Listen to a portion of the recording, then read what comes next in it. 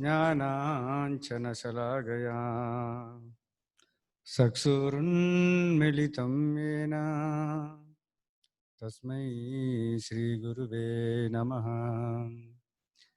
श्रीचैतन्यमनोभीष्टं स्थापितं येन भूतले स्वयं रूपः कथामह्यं तदादिस्वपदान्तिकम् वन्देऽहं श्रीगुरो श्रीयुतपादकमलं श्रीगुरुं वैष्णवां च श्रीरूपं साग्रजातं सहगना रघुनाथान्वितं तं सजीवं साद्वैतं सावधूतं परिजनसहितं कृष्णचैतन्यदेवं श्रीराधा कृष्णपादान् सहगना ललिता श्रीविशाखान्वितां च। हे कृष्णा करुणा सिन्धु दीनबन्धु जगत्पते गोपेश गोपिका कान्ता राधा कान्त नमोस्तुते। तप्त कांचन गौरांगी राधे वृंदावनेश्वरी वृषभानुसुते देवी प्रणमामि हरिप्रिये। वाञ्छाकल्पतरुभ्यश्च कृपा सिन्धुभ्य एव च पतितानां पावनेभ्यो वैष्णवेभ्यो नमो नमः। नमो विष्णुपादाय कृष्णपृष्ठाय भूतले श्रीमते भक्तिवेदान्त स्वामिन्निति नामिने। नमस्ते सरस्वती देवे गौरवाणी प्रचारिणे निर्विशेष शून्यवादी पाश्चात्य देशधारिणे। जय श्री कृष्ण चैतन्य प्रभु नित्यानंद श्री अद्वैत गदाधर श्रीवासादि गौरभक्तवृंद। हरे कृष्णा कृष्णा कृष्णा हरे हरे हरे राम राम राम हरे हरे। हरे कृष्णा எல்லோருக்கும் நமஸ்காரம். உபதேச அமிர்தம் நேற்றைய தொடர்ச்சி முதல் ஸ்லோகம் தான் நம்ம பார்த்துக்கிட்டு இருந்தோம். வாச்சோ வேகம் மனசோ குரோத வேகம் ஜிவ்வா வேகம் உதரோபஸ்தான் வேகம் ஏதான் வேகம் ஏகத்தர வீரா சர்வாம் அபிமாம் பிரதிபீம் ச சிஷ்யாத். பேச்சின் தூண்டுதல், மனதின் உந்துதல், கோபத்தின் தூண்டுதல் மற்றும் நாக்கு வயிறு பாலுறுப்பின் தூண்டுதல்களை பொறுத்து கொள்ளக்கூடிய நிதான புத்தியுள்ள ஒருவன் உலகம் முழுவதிலும் சீடர்களை ஏற்கும் தகுதி வாய்ந்தவர் ஆவார். நேற்று பேச்சுடைய தூண்டுதல் எப்படி அதை கட்டுப்படுத்துறது, கட்டுப்பாடுடைய பேச்சுனா என்ன அப்படின்றத கொஞ்சம் நிறைய விரிவாக பார்த்தோம். நம்ம எந்த பேச்சு தான் கட்டுப்பாடுடைய பேச்சு? பேசலாம், ஒரு நாளைக்கு 24 மணி நேரம் கூட பேசலாம். ஆனால் அந்த பேச்சு பகவான் ஸ்ரீ கிருஷ்ணரை மையப்படுத்தி பேசக்கூடியதாக இருக்கும். பகவானுடைய லீலைகளை பேசக்கூடிய பேச்சாக இருந்தால் அது உன்னதமான பேச்சு. அதுதான் பேச்சுடைய கட்டுப்பாடு அப்படின்னு சொல்லி. ஸோ இன்றைக்கு மனதுடைய கட்டுப்பாட்டை நம்ம பார்க்கலாம். மனதின் தூண்டுதல், மனதை எப்படி நம்ம கட்டுப்படுத்தணும் அப்படின்னு சொல்லி நம்ம இன்னைக்கு பார்க்கலாம்.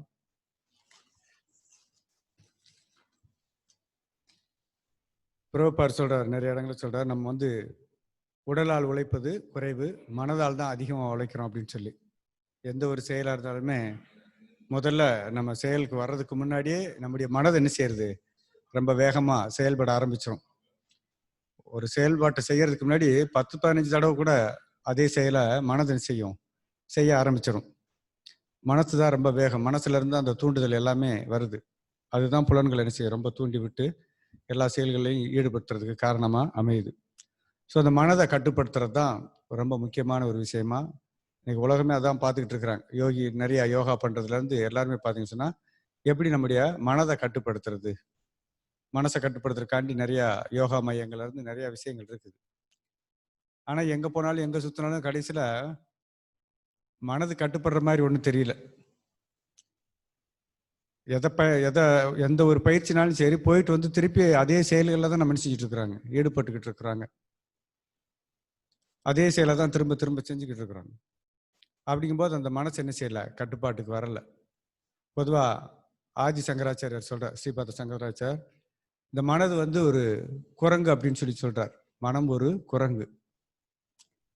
அதுவும் சும்மா கிடையாது, அது வந்து கொஞ்சம் அது பைத்தியம் பிடிச்ச குரங்குன்னு வேற சொல்றார். சும்மா இருக்கிற குரங்கே ஒரு கொஞ்ச நேரம் கூட இருக்க முடியாது. அதால நம்ம பார்க்கலாம், விருந்தாவனமோ அங்கெல்லாம் போனோம்னு சொன்னா குரங்கு ஒரு நிமிஷமாவது ஒரு இடத்துல நிலையா உட்காந்து அமைதியா இருக்காது. எதாவது திரும்பிட்டு ஏதாவது செஞ்சுட்டே இருக்கும், குதிக்கிறது தவறுறது ஏதாவது செஞ்சுட்டே தான் இருக்கும். சாதாரண குரங்கே அந்த மாதிரி நிலைமை. ஆனா இந்த மனமாகிய குரங்கு என்னன்னு சொல்லி சொன்னா அது கொஞ்சம் பைத்தியம் வேற பிடிச்சிருக்குது. அதுக்கு பைத்தியம் பிடிச்ச குரங்கு அது இன்னும் சேட்டை என்ன செய்யும், அதிகமா இருக்கும். அது மட்டும் கிடையாது, அந்த குரங்குக்கு சாராயம் வேற குடிச்சிருக்குது. பைத்தியம் பிடிச்ச குரங்கு அதுக்கு சாராயம் வேற குடிச்சிருச்சுன்னா இன்னும் என்ன செய்ய போகுது, தாங்க முடியாது. அப்படி சாராயம் குடிச்ச அந்த பைத்தியம் பிடிச்ச குரங்கு இதுக்கு மேல நினைச்சிருக்குது, தேல் வேற கடிச்சிருக்குன்றாரு. கற்பனையே பண்ணி பார்க்க முடியாது, அப்ப ஏற்பட்ட செயலை செய்யக்கூடியது அந்த குரங்கு. அது மாதிரி தான் நம்முடைய மனதானது நினைச்சிட்டு இருக்கு. ஒரு ஒரு ஒரு செகண்ட் கூட சும்மா நிக்க முடியாது, சஞ்சலப்பட்டுக்கிட்டே இருக்கும். அதான் சாஸ்திரங்களை நிறைய இடத்துல சொல்லும், மனோவேகம் சொல்லி. ஒரு செகண்ட்ல இங்க இருந்து அமெரிக்கா போயிடலாம், உடம்பு இங்கே தான் இருக்கும், மனசு என்ன செஞ்சிடும், போயிடும், அங்கே போயிடும். அவ்வளோ வேகம் மனதுடைய வேகம், சந்திர மண்டலத்துக்கே கூட போயிடும். மனது வந்து அவ்வளவு தூரத்துக்கு ரொம்ப வேகமானது. ஸோ அப்பேற்பட்ட மனதை எப்படி நம்ம கட்டுப்படுத்த முடியும்? அர்ஜுனனே கேட்கிறான், கிருஷ்ணா என்னுடைய மனம் சஞ்சலப்பட்டுக்கிட்டே இருக்குது, என்ன செய்ய முடியும்னு சொல்லி. அர்ஜுனன் மாதிரியான ஒரு பெரிய யோகி எல்லா புலன்களையும் கட்டுப்படுத்துறார். வாயு தேவனை கட்டுப்படுத்த முடியும், இந்திரனை கட்டுப்படுத்த முடியும், தேவர்களையே கட்டுப்படுத்துற அளவுக்கு அவர்கிட்ட சக்தி இருக்குது. அவ்வளவு பெரிய ஆயுதங்கள்லாம் வச்சிருக்கிறார். ஆனா அவருடைய சொந்த மனதை அவரால் என்ன செய்ய முடியல, கட்டுப்படுத்த முடியலன்னு சொல்லி கேட்கிறார் கிருஷ்ணரிடத்துல. பிரகலாதன் அதைத்தான் சொல்றார், பகவான் நரசிம்மரிடத்துல சொல்றார், என்னுடைய மனது எப்ப பார்த்தாலும் ரொம்ப கலங்கம் அடைஞ்சிருக்குன்னு சொல்றாரு. அவர் இத்தனைக்கும் முக்த ஆத்மா, அவர் மகாஜனம், முக்தி பெற்ற ஆத்மா தான். ஆனாலும் கூட நரசிம்மரிடத்துல கேட்கிறார், அவர் நமக்காக வேண்டி கேட்டிருக்காருன்னு தெரியல, என்னுடைய மனசு எப்போது சஞ்சலப்பட்டுட்டே இருக்கு, என்னுடைய மனதை ஒருநிலைப்படுத்துறதுக்கு எனக்கு வழி சொல்லிட்டு போ அப்படின்னு சொல்லி நரசிம்மர் இடத்துல கேட்கிறார். ஸோ எல்லா பெரிய நபர்களும் சரி, எல்லா ஆத்மாக்களுமே மனதை தான் கட்டுப்படுத்துறதுக்கு முடியும். இந்த புலன்களை கொஞ்சம் கட்டுப்படுத்திடலாம். ஆனா இன்னைக்கு நிலைமை புலன்களை கட்டுப்படுத்துறதே ரொம்ப கஷ்டமான விஷயமா தான் இருக்குது. வெளியில நியூஸ் எல்லாம் பார்த்தோம்னு சொன்னா அவனால புலன்களை கட்டுப்படுத்த முடியல. என்ன செய்றாங்க, வெளியில ஓடிக்கிட்டு இருக்கிறாங்க. இப்போ இந்த லாக்டவுன் போட்டிருந்தாலும் கூட இருக்க மாட்டாம வெளியில போய்கிட்டு அடி வாங்கிட்டு சின்ன சின்ன விஷயங்களுக்காண்டி, இந்த புலன் இன்ப விஷயங்களுக்காண்டி சும்மா ஏதாச்சும் ஜாமான் வாங்க போனேன், சாப்பாடு வாங்க போனேன், ஏதோ ஒன்று காரணத்தை சொல்லிக்கிட்டு இருக்கிறான். நம்ம புலன்களை கூட கட்டுப்படுத்த முடியல. இப்ப மனசை எப்படி கட்டுப்படுத்துறது? அவ்வளவு தூரத்துக்கு ரொம்ப வேகமானது. பகவத்கீதை கிருஷ்ணர் வந்து மனதுடைய தர்மத்தை சொல்லிக்கிட்டு இருக்கிறார். மனதுடைய தர்மம் என்ன அப்படின்னு சொல்லி. இந்த மனதுடைய தர்மம் தெரியாததுனால தான் நம்ம மனசை கண்டபடியா விட்டுக்கிட்டு இருக்கோம். மனசுக்குன்னு ஒரு தர்மம் இருக்குது, அந்த தர்மத்தை அதை செய்யறதுக்கு என்ன செய்யணும், நம்ம பழக்கப்படுத்தணும் அப்படின்னு சொல்லி கிருஷ்ணர் பகவத்கீதையில 17வது அத்தியாயத்துல 16வது ஸ்லோகத்துல சொல்றார், மன பிரசாக சௌமியத்வம் மௌனம் ஆத்ம விநிகிரகம் பாவசம்சுத்திம் இத்யேய தபோ மனசா சமவுச்யதே. திருப்தி, எளிமை, மௌனம், சுய கட்டுப்பாடு, தனது இருப்பின் தூய்மை ஆகியவை மனதின் தவங்களாகும் அப்படின்னு சொல்லி. திருப்தி அதான் ரொம்ப கஷ்டமான ஒரு விஷயம். நம்ம எந்த ஒரு செயல்னாலும் சரி, எந்த விஷயம் இருந்தாலும் நமக்கு ஒரு திருப்தி, சுய திருப்தின்றதே நமக்கு வராது. என்ன விஷயம் எவ்வளவு கொடுத்தாலும் என்ன செஞ்சாலும் சரி, ஏதாச்சும் ஒரு குறை கண்டுபிடிச்சிட்டோ இல்லை அதுல ஒரு திருப்தி இல்லாத நிலையில தான் இருக்கிறோம். கிடைச்சதை வச்சுக்கிட்டு திருப்தி அடையணும் அப்படின்னு சொல்லி இங்க கிருஷ்ணர் சொல்றார். என்ன உங்களுக்கு கிடைச்சிருக்குதோ, என்ன இருக்குதோ அதுல திருப்தி இருக்கணும் அப்படின்னு சொல்லி. அடுத்ததா எளிமை, எப்பயுமே எளிமையா இருக்கணும். ப்ரோப்பர் இந்த கிரந்தத்துல எடுக்கும்போது ஆரம்பத்திலே எழுதுறாரு. முதல் விஷயமே என்னன்னு சொல்லி சொன்னா, நீங்க வந்து எளிமையான வாழ்க்கை, உயரிய சிந்தனை அப்படின்னு சொல்லி சொல்றார். எளிமையான வாழ்க்கையை நம்ம பழகணும், பக்தர்கள் எல்லாம் எளிமையான வாழ்க்கையை பழகணும் அப்படின்னு சொல்லி. இன்னைக்கு வெளியில மக்களுக்கும் கூட அது தெரியல. அவங்க உயர்ந்த வாழ்க்கை நினைக்கிறாங்க. ஆனா உயர்ந்த வாழ்க்கை கிடையாது, ஆடம்பரமான வாழ்க்கை, ரொம்ப கீழ்த்தரமான வாழ்க்கைன்னு தான் சொல்லி சொன்னோம். அப்படி அந்த வார்த்தைகள் கூட சொல்றதுக்கு கஷ்டம்தான். இருந்தாலும் அப்படிதான் நிலையில இருக்கிறாங்க. ரொம்ப ஒரு தாழ்ந்த ஒரு வாழ்க்கை வாழ்ந்துகிட்டு இருக்கிறாங்க. ஆடம்பரத்தனமா, தேவையில்லாத ஒரு ஆடம்பரத்தனமான ஒரு வாழ்க்கை வாழ்ந்துகிட்டு இருக்கிறாங்க.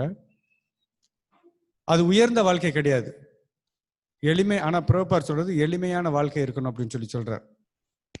ஆனா நம்முடைய சிந்தனை எப்பயுமே ரொம்ப உயரிய சிந்தனை, உயர்ந்த சிந்தனையே இருக்கணும் அப்படின்னு சொல்லி ஆரம்பத்திலே அதை சொல்லிட்டு இருக்கிறார். கிருஷ்ணர் இங்க சொல்றாரு, எளிமையை சொல்றாரு. எல்லாத்துலயும் எல்லா விஷயங்களையும் எளிமையா இருக்கிறதுக்கு நம்ம முயற்சி பண்ணணும். அப்போதான் கொஞ்சம் மனசு என்ன செய்யுமா, கட்டுக்கு வரும். ஏன்னா எப்பயும் உயர்ந்த விஷயங்களே நம்ம சிந்திச்சுக்கிட்டு இருந்தோம், உயர்ந்த விஷயங்களை அடையணுன்றதுக்கு. அதாவது உயர்ந்த சொன்னா ரொம்ப வசதியான ஒரு வாழ்க்கை, வசதியான வாழ்க்கையை பற்றி நம்ம நினைச்சுக்கிட்டு இருந்தோம். பௌதிகத்துல ரொம்ப வசதியான ஒரு விஷயத்தை நம்ம நினைச்சுக்கிட்டு இருந்தோம் சொல்லி சொன்னா மன அமைதி வராது. அடுத்தது மௌனம். தேவையான இடங்கள்ல நம்ம என்ன செய்யணும், மௌனத்தை கடைபிடிக்கணும். அதுக்காண்டி மௌனம் சொன்னா எப்பயுமே பேசாம இருக்க. நேற்று பார்த்தோம், பேசாமலே இருந்துட்டு இருக்கோம் சொல்லி சொன்னா அதனாலேயும் எந்த பிரயோஜனமும் கிடையாது. அதனால தேவையான இடங்கள்ல நம்ம என்ன செய்யணும், மௌனத்தை கடைபிடிக்கணும் அப்படின்னு சொல்லி. அடுத்தது சுய கட்டுப்பாடு. நம்ம புலன்களை நம்ம கட்டுப்படுத்தல, சுய கட்டுப்பாடா நம்மகிட்ட இல்லை அப்படின்னு சொல்லி சொன்னா மற்றவங்க வந்து கட்டுப்படுத்த போறாங்க, அவ்வளவுதான் விஷயம். நம்ம புலன்களையோ நம்ம மனதையோ நம்ம கட்டுப்படுத்தலன்னு சொல்லி சொன்னா என்ன செய்ய போறாங்க, வீட்டம்மா கட்டுப்படுத்த போறாங்க, பிள்ளைங்க கட்டுப்படுத்த போறாங்க. வயசாயிடுச்சுன்னு சொன்னா டாக்டர் வந்து கட்டுப்படுத்துவான், இதை சாப்பிடாத அதை சாப்பிடாதன்னு சொல்லி. இல்லாட்டி நம்ம சொத்து பத்து எல்லாத்தையும் நிறைய சேர்த்து வச்சுட்டு என்ன செய்ய தெரியாம உட்காந்துக்கிட்டு இருந்தோம் அப்படின்னு சொல்லி சொன்னா அது பக்கத்து வீட்டுக்காரன் பிடிக்கிட்டு அவன் செஞ்சுட்டான் இது செஞ்சுட்டான்னு அங்க வந்து லாயர்ல இருந்து ஜட்ஜில இருந்து எல்லாரும் என்ன செய்ய போறான், நம்மள கட்டுப்படுத்த போறாங்க. ஸோ அதனால இதுதான் நடந்துகிட்டு இருக்கு இன்னைக்கு உலகத்துல இதுதான் நடந்துட்டு இருக்கு. மற்றவங்க தான் நம்மள என்ன செய்யறாங்க, கட்டுப்படுத்திருக்கு. வயசாக பார்க்கலாம். எல்லாரும் டாக்டர்கிட்ட கொண்டு போய் இந்த ஆழ்வார் கூட பாடுறார், மருத்துவன் பால் கொண்ட காதலான்னு சொல்லி. மருத்துவன் மேல அவ்வளவு நமக்கு காதல். கொண்டு போய் பணத்தை கொண்டு போய் கொட்டுறோம், எப்படியாச்சும் என்ன செய்ய, இந்த இதை காலை கூட வெட்டி எடுத்துட்டு பரவாயில்ல, கையவோ காலவோ ஏதோ ஒரு உறுப்பை வெட்டி எடுத்துட்டாலும் கூட பரவாயில்ல, அவ்வளவு காதல் டாக்டர் மேல. பணத்தை கொண்டு போய் நம்மளே வாலண்டியரா கொட்டிக்கிட்டு இருக்கிறோம், எனக்கு வந்து இந்த இடத்த குணமாக்கு அப்படின்னு சொல்லி. அதான் பெரியவங்க எல்லாம் சொல்லியிருக்காங்க, நமக்கு தெரிய மாட்டேங்குது நம்முடைய விஷயம் என்னன்னு தெரியுமா. நம்ம இளமையா இருக்கும்போது ரொம்ப வேகமா ஓடி ஓடி பணம் சம்பாதிக்கிறதுலயே நம்ம என்ன செஞ்சிருக்கிறோம், உடல் ஆரோக்கியத்தை அழிச்சுக்கிட்டு பணம் சம்பாதிக்கிறதுல ரொம்ப வேகமா இருக்கிறோம். முதுமையான காலத்துல உடல் ஆரோக்கியத்துக்காண்டி பணத்தை என்ன செய்யறோம், கொண்டு போய் செலவு பண்ணிக்கிட்டு இருக்கிறோம். கடைசியில பணமும் போய் உடல் ஆரோக்கியமும் போய் மரணப்பட்டு போயிடுறோம். இதுதான் நம்மளுடைய வாழ்க்கை, வேற ஒண்ணுமே கிடையாது. சிம்பிளா சொல்லணும்னா இவ்வளவுதான் சொல்ல முடியும். இளமை காலத்துல பூரா என்ன செய்யறோம், வேகமா ஓடுறோம். உடல் ஆரோக்கியத்தை பத்திலாம் அந்த சிந்தனையே கிடையாது. சாப்பிட மாட்டோம், நமக்கு நேரத்துக்கு வந்து ஒரு குளிக்கிறதோ தூங்குறதோ எந்த ஒரு விஷயம் கிடையாது, ரெஸ்ட்டும் கிடையாது. வேகமா அவளுக்கு எனக்கு நேரம் இல்லைன்னு சொல்லிட்டு நினைச்சிட்டு இருக்கிறோம். வேகமா ஓடிக்கிட்டு இருக்கிறோம். எதுக்காக வேண்டி, பொருள் ஈட்டணும்னு சொல்லி.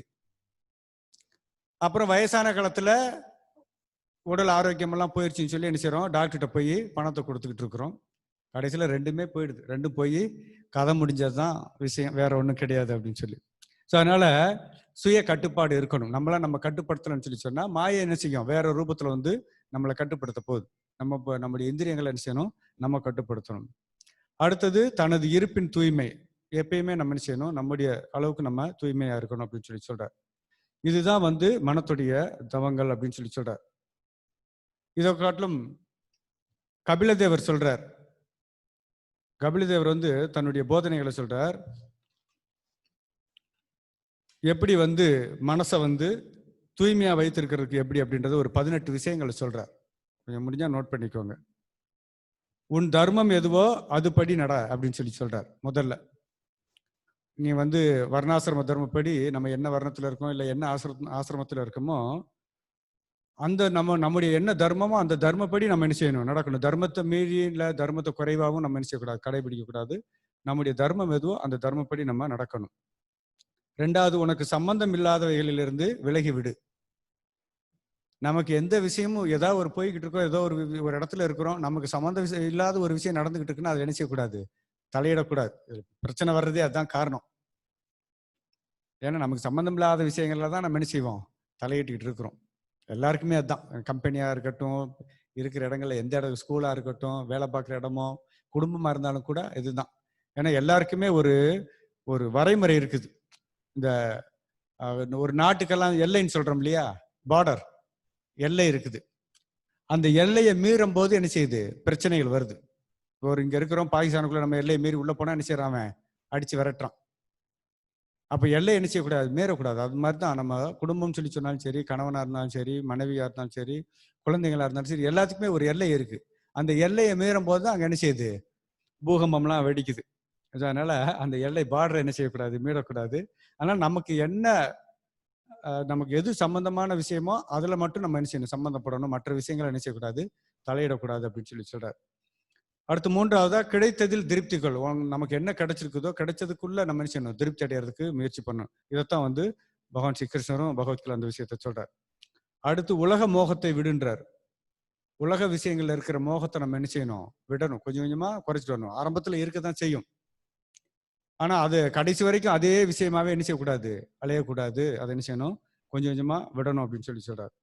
அடுத்தது 6வது, நித்தியமான வாழ்க்கையை நாடு அப்படின்னு சொன்னா, நம்ம சொல்லிக்கிட்டு இருந்தோம், நேற்று கூட இதைத்தான் சொல்லிக்கிட்டு இருந்தோம். சாது சங்கம் தான் அதுக்கு நித்தியமான வாழ்க்கைக்கு உயர்ந்த ஒரு விஷயம் சொல்லி சொன்னா, உகந்த விஷயம் சாது சங்கம். எப்பயுமே சாது சங்கத்தை நாடணும். அடுத்து, சார்ந்த உணவை மிதமாக ஏற்றுக்கொள். இது கொஞ்சம் கஷ்டமா தான் இருக்கும் நம்ம ஊர்லலாம். சாப்பாடுனாலே கொஞ்சம் அடிச்சு விட்டுக்கிட்டு இருக்கிறோம் நம்ம எல்லாம். நானே இங்கே வந்து 2 கிலோ ஏறிட்டேன் ஒரு 1.5 மாசத்துல. அதனால சாந்தமான உணவு, நம்முடைய உணவு வந்து எந்த மாதிரி இருக்குன்னு சொல்லினா, சாந்தமான உணவா இருக்குன்னு சொல்லி சொல்றாரு. ரொம்ப காரம் இல்லாம. ஏன்னா பகவத்கீதை கிருஷ்ணர் சொல்றாரு அதை பத்தி. ரொம்ப காரம் இல்லாம, ரொம்ப உப்பு புளிப்பு இதெல்லாம் அதிகம் இருக்கக்கூடாது. ஒரு சாந்தமான உணவா என்ன செய்யணும், பகவானுக்கு படைக்கப்பட்ட உணவா இருக்கணும். முக்கியமான விஷயம் அதுதான். அதனால அது அப்படியே இருந்தாலும் அதையும் என்ன செய்யணும், அதிகமா எடுத்துக்கொள்ளக்கூடாது. அது என்ன செய்யணும், கொஞ்சம் மிதமாக ஏற்றுக்கொள்ளுங்கள் அப்படின்னு சொல்லி சொல்றேன். ஏன்னா இதெல்லாம் மனசை கட்டுப்படுத்துறதுக்கான விஷயம். சாப்பாட்டுக்கும் மனசுக்கு என்ன இருக்குன்னு நம்ம நினைச்சிடக்கூடாது. ஏன்னா நம்முடைய மனசு நம்முடைய குணங்கள் எல்லாம் நிர்ணயம் பண்றது முக்கியமான விஷயம் சாப்பாடு தான், உணவு தான். அதனால உணவு வந்து ரொம்ப முக்கியமான ஒரு விஷயமா இருக்கு. அதனால பகவானுக்கு நைவேத்தியம் பண்ணப்பட்ட அந்த பிரசாதத்தை நம்ம என்ன செய்யணும், ஏற்றுக்கொள்ளணும். அந்த பிரசாதமும் ரொம்ப காரம் புளிப்பு உப்பு இதெல்லாம் இருக்கக்கூடாது. கொஞ்சம் நல்ல இதமான உணவா சுவையானதா இருக்கணும். அந்த மாதிரி சொல்லிட்டு இருக்கிறார். அடுத்தது, தனிமையை நாடு அப்படின்னு சொல்லி சொல்றார். தனிமையை நாடுன்னு சொன்னா நம்ம எல்லாத்தையும் விட்டுட்டு காட்டுக்குள்ள போய் இல்லாட்டி வேற எங்கிட்டாச்சும் தனியா ரூமை பூட்டிட்டு இருக்கணும் அப்படின்றதெல்லாம் கிடையாது. இந்த உலக விஷயங்கள்ல இருந்து என்ன செய்யணும், ஒதுக்கிட்டு தனிமையா பௌதிக விஷயத்தை பௌதிக கூட்டத்தை என்ன செய்யணும், ஒதுக்கணும். பௌதிகவாதிகள் இருக்கிறாங்களே அந்த கூட்டத்தை ஒதுக்கிட்டு நீங்க தனிமைன்னு சொல்லி சொன்னா அந்த கூட்டத்தை நம்ம என்ன செய்யணும், ஒதுக்கணும். அசத் சங்கத்தியாக. அடுத்தது, யாரையும் துன்புறுத்தாது. மற்றவங்களை நம்ம துன்புறுத்தும் போது நமக்கு என்ன செய்யும், பரமாத்மா உள்ள இருந்து நம்ம மனசை என்ன செய்வாரு, உறுத்திக்கிட்டே தான் இருப்பார். நம்ம உறுத்துறோம் இல்லையா, துன்புறுத்தணும் இல்லையா, அதே மாதிரி அவரும் உள்ளுக்கு இருந்து என்ன செய்வாரு, உறுத்திக்கிட்டு இருக்கிறார். அதனால இதெல்லாம் மனதுடைய தர்மங்கள். அடுத்தது, உண்மையை பேசு அப்படின்னு சொல்லிட்டு சொல்றார். 10வது, உண்மையே பேசு. 11வது, பொய்யை ஆதரிக்காது. அடுத்தவங்க பொய் பேசினாலும் ஆதரிக்கக்கூடாது. நம்ம பொய் பேசுறதுக்கு முன் வந்தாலும் அதுக்கும் என்ன செய்யக்கூடாது, ஆதரவு கொடுக்கக்கூடாதுன்னு சொல்லி சொல்றாரு. அடுத்தது, உதவிகளை எதிர்பாராது. நம்ம யாருக்கிட்டையும் உதவியை எதிர்பார்த்து எப்பயும் வாழ்ந்தோம்னு சொல்லி சொன்னா மனசு நிம்மதியா இருக்க முடியாது. ஒருத்தர் ஆனந்தமா இருக்கணும், மகிழ்ச்சியா இருக்கணும்னு சொல்லி சொன்னா அவன் சுயமா சம்பாதிக்கணும்னு சாஸ்திரங்களை சொல்லப்பட்டிருக்கு. அதனால எப்பயுமே அடுத்தவங்க உதவியை எதிர்பார்க்க கூடாது. 13வது, பிரம்மச்சரியம் கடைபிடி. அது பிரம்மச்சரியம் கடைபிடினா அது கிரகஸ்தாவா இருந்தாலும் சரி, வானப்பிரஸ்தமா இருந்தாலும் சரி, சன்னியாசமா இருந்தாலும் சரி, பிரம்மச்சாரியா இருந்தாலும் சரி, எல்லா காலத்திலையும் பிரம்மச்சாரியம்ன்றதை என்ன செய்யணும், கடைபிடிக்கணும். குடும்பத்தையும் எப்படி பிரம்மச்சாரியம் கடைபிடிக்கணும்னு சொல்லி கேட்டக்கூடாது. கேட்டீங்கன்னா பதில் பிறகு சொல்லுவார். ஏன்னா எங்களுக்கு அந்த கதை தெரியாது. நாங்க இன்னும் பிரம்மச்சாரி தான். குடும்பஸ்தனுடைய கதை என்ன அப்படின்றத பத்தி பிறகு பின்னாடி உட்கார்ந்து இருக்கிறாரு பலராம பிரபு. நீங்க உங்களுக்கு சந்தேகம் இருந்துச்சுன்னா அவர்கிட்ட கேட்டுக்கோங்க. அடுத்து தவ விரதங்களை கடைப்பிடின்னு சொல்லி சொல்றாரு. விரதங்கள் என்ன செய்யணுமா? பொதுவா தவங்கள் விரதங்களை கடைப்பிடிக்கணும்னு சொல்லி, குறிப்பா நமக்கு வந்து ஏகாதசி விரதம் ஆச்சாரியர்கள் கொடுத்துருக்குறாங்க. சாஸ்திரத்தின்படி ஏகாதசி விரதங்களை கடைப்பிடிக்கணும். அது போக ஆச்சாரியருடைய அவதார நாள் நினைவு நாள்கள் இருக்குது. அப்புறம் பகவானுடைய அவதார திருநாள்கள் இருக்குது. ஸோ இந்த மாதிரி விசேஷ நாட்கள் எல்லாம் நம்ம என்ன செய்யணும்? விரதங்களை கடைபிடிக்கணும். அடுத்து தூய்மையாய் இரு. எப்போ என்ன செய்யணும்? உள்ளேயும் சரி வெளிப்புறமும் சரி, உள்புறமும் வெளிப்புறம் ரெண்டு பக்கமும் என்ன செய்யணும்? தூய்மையா இருக்கணும். வெளியில மட்டும் நல்லா சோப்பு போட்டு குளிச்சுட்டோம் நல்லா சுத்தமா இருக்கின்றது மட்டும் கிடையாது. நம்முடைய உள்புறமும் என்ன செய்யணும்? தூய்மையா இருக்கணும். அதுக்கு தான் முன்னாடியே சொல்லிட்டு இருக்கிறார். வாய்மை, உண்மையை பேசுங்க, பொய்க்க எப்பயும் ஆதரவு கொடுக்காதீங்க, இந்த மாதிரியான விஷயங்களை சொல்றார்.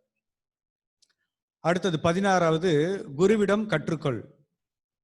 எந்த ஒரு விஷயமா இருந்தாலும் சரி நம்ம என்ன செய்யணும்? குருவிட்ட போய் கேட்டு அதை கத்துக்கிடணும். சந்தேகத்தோடய நம்ம வாழக்கூடாது. ஏதாச்சும் ஒரு சந்தேகம் இருக்குன்னு சொல்லி சொன்னா நம்ம குருவிட்ட என்ன செய்யணும்? தாராளமா போய் நின்று கேட்கணும். இன்னைக்கு பிரச்சனை அதுதான். நமக்கு சந்தேகம் இருக்குன்னு சொல்லி சொன்னா அதை நமக்குள்ளேயே மனசுக்குள்ள போட்டு குழப்பிக்கிட்டு குருவை விட்டுறோம். அக்கம் பக்கத்துல தெரிஞ்சவன் கொண்டவன்ட்டெல்லாம் கேட்டுக்கிட்டு இருக்கிறோம். நமக்கு இந்த சிக்ஷா குரு இருக்கிறாங்க, தீக்ஷா குரு இருக்கிறாங்க. ஏன்னா எந்த குரு நமக்கு பக்கத்துல இருந்து உபதேசம் கொடுக்க முடியுமோ அந்த குரு டென்ஷன் எந்த விதத்துல தொடர்பு கொள்ள முடியுமோ தொடர்பு கொண்டு டென்ஷனும் கேட்டுரும். எப்பயும் வந்து சந்தேகத்தோட மட்டும் இருக்காதுன்னே சாஸ்திரம் சொல்லுது. அது ரொம்ப மனசை உறுத்திக்கிட்டே இருக்குமா, குழப்பிக்கிட்டே தான் இருக்கும். நீங்க ஒரு சந்தேகத்தோட இருந்தீங்கன்னு சொன்னா மனசு என்ன செய்யும்? சஞ்சலப்பட்டுக்கிட்டே தான் இருக்கும். உங்களை நிம்மதியா இருக்க விடாது. அதனால குருவிடம் என்ன செஞ்சுக்கோ, கற்றுக்கொள்னு சொல்லி சொல்லுது. 17வதா இறைவனை பூஜி. பகவான் என்ன செய்யணும்? அன்றாடம் குடும்பஸ்தன் சொல்லி எல்லா வர்ணத்துக்காரரும் எல்லா ஆசிரமத்துக்காரரும் என்ன செய்யணும்? பகவான் அன்றாடம் தொழணும். ஏன்னா நம்ம முடிஞ்சது குடும்பஸ்தன் சொல்லி சொல்லப்படுது. காலையிலேயாவது என்ன செய்யணும்? கொஞ்சம் பூஜை எல்லாம் பண்ணி, ஒன்றும் இல்லாட்டாலும் ஒரு ஊதுபத்தியாவது காமிச்சு அவருக்கு என்ன செய்யணும்? நெய்வேத்தியம் படைக்கணும். இது கிரகஸ்தருடைய தர்மம் இது. அதனால அன்றாடம் என்ன செய்யணும்? இறைவனை பூஜிக்கணும். கடைசி 18வதா இறைவனுடைய திருநாமம் சொல்ல அப்படின்னு சொல்லி சொல்றார். அன்றாடம் பகவானுடைய திருநாமத்தை சொல்லணும். நமக்கு தெரியும் மந்திரம் அப்படின்னு சொல்லி சொன்னா இந்த மந்திரம் பகவானுடைய இந்த திருநாமம் இருக்குது. இது மந்திரா, மண் பிளஸ் திரா. மனசு நினைச்சது பெரிய ஒரு இக்கட்டான இறுக்கமான சூழ்நிலையில இருந்து நம்ம நினைச்சது விடுதலை கொடுக்குது. ஸோ அதனால தான் அதுக்கு வந்து மந்திரா அப்படின்னு சொல்றோம்.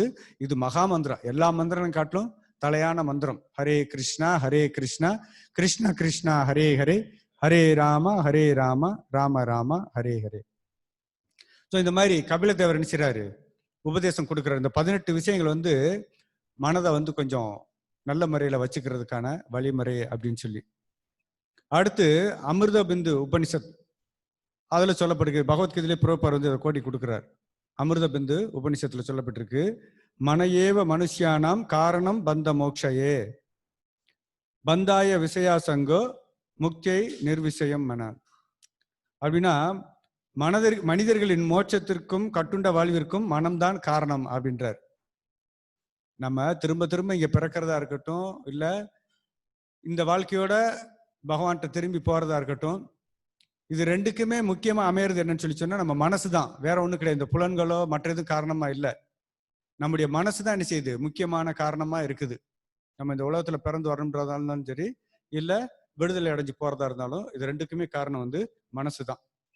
புலனுகர்வு விஷயங்களில் மனம் ஈடுபடும் பொழுது மனிதன் இவ்வுலகில் கட்டுப்படுகிறான். அதே மனம் புலனுகர்வு விஷயங்களிலிருந்து விடுபடும் பொழுது மோட்சம் பெறுகிறான். இந்த உலக விஷயங்கள்ல இந்த மனசை எப்ப பார்த்தாலும் ஈடுபடுத்திக்கிட்டே இருந்தோம்னு சொல்லி சொன்னா திரும்ப என்ன செய்ய போறோம்? இந்த உலகத்துல பிறந்து அதே மாதிரி தான் அரைச்சமாவே அரைச்சிக்கிட்டு இருக்க போறோம். இதுல இருந்து விட்டு, இந்த உலக விஷயங்கள்ல இருந்து விடுபட்டு நம்ம பகவானை பத்தி நம்ம சிந்திக்கும் போது, பகவானுடைய சிந்தனைக்கு நம்ம வரும்போது நம்ம என்ன செய்ய போறோம்? விடுதலை அடைய போறோம். இந்த உலகத்துல இருந்து விடுதலை அடைய போறோம். அதனால ஆண்டாள் நேற்று கூட அந்த பாசுரம் சொன்னேன், வாயினால் பாடி மனதினால் சிந்திக்கன்னு சொல்லி சொல்ற. மனதால என்ன செய்யணும்? பகவானுடைய லீலைகளை சிந்திச்சுக்கிட்டு. எவ்வளவு கதைகள் நம்ம கேட்டுக்கோம் பகவானை பத்தி, எவ்வளவு கேட்டுட்டு இருக்கிறோம். அப்போ எந்த நேரமா இருந்தாலும் நம்ம பகவானுடைய சிந்தனை நமக்கு வரணும். அதனாலதான் இவ்வளவு கதையெல்லாம் பேசிக்கிட்டு இருக்கிறோம். பகவானுடைய சிந்தனையிலேயே நம்ம என்ன செய்யணும்? இருக்கணும். மனசு அப்பதான் என்ன செய்யும்? கொஞ்சம் கட்டுப்பட்டு நிற்கும். இல்லைன்னா சொன்ன மாதிரி தான் அது மனம் ஒரு குரங்குன்னு சொல்லிட்டு போக வேண்டியதுதான். ஸோ அதே உபநிஷத்துல மறுபடியும் சொல்றாரு, ஆத்மானாம் ரதினாம் விதி சரீரம் ரத ஏவச்ச புத்திம் து சாரதிம் விதி மன பிரகிரகம் ஏவச்சா. ஜட உடல் என்னும் தேரில் ஆத்மா பிரயாணியாக உள்ளது. உடல் ஒரு தேராகும். அறிவு ஓட்டும் சாரதியாகும். மனம் ஓட்டும் உபகரணமாகும். புலன்கள் குதிரைகள்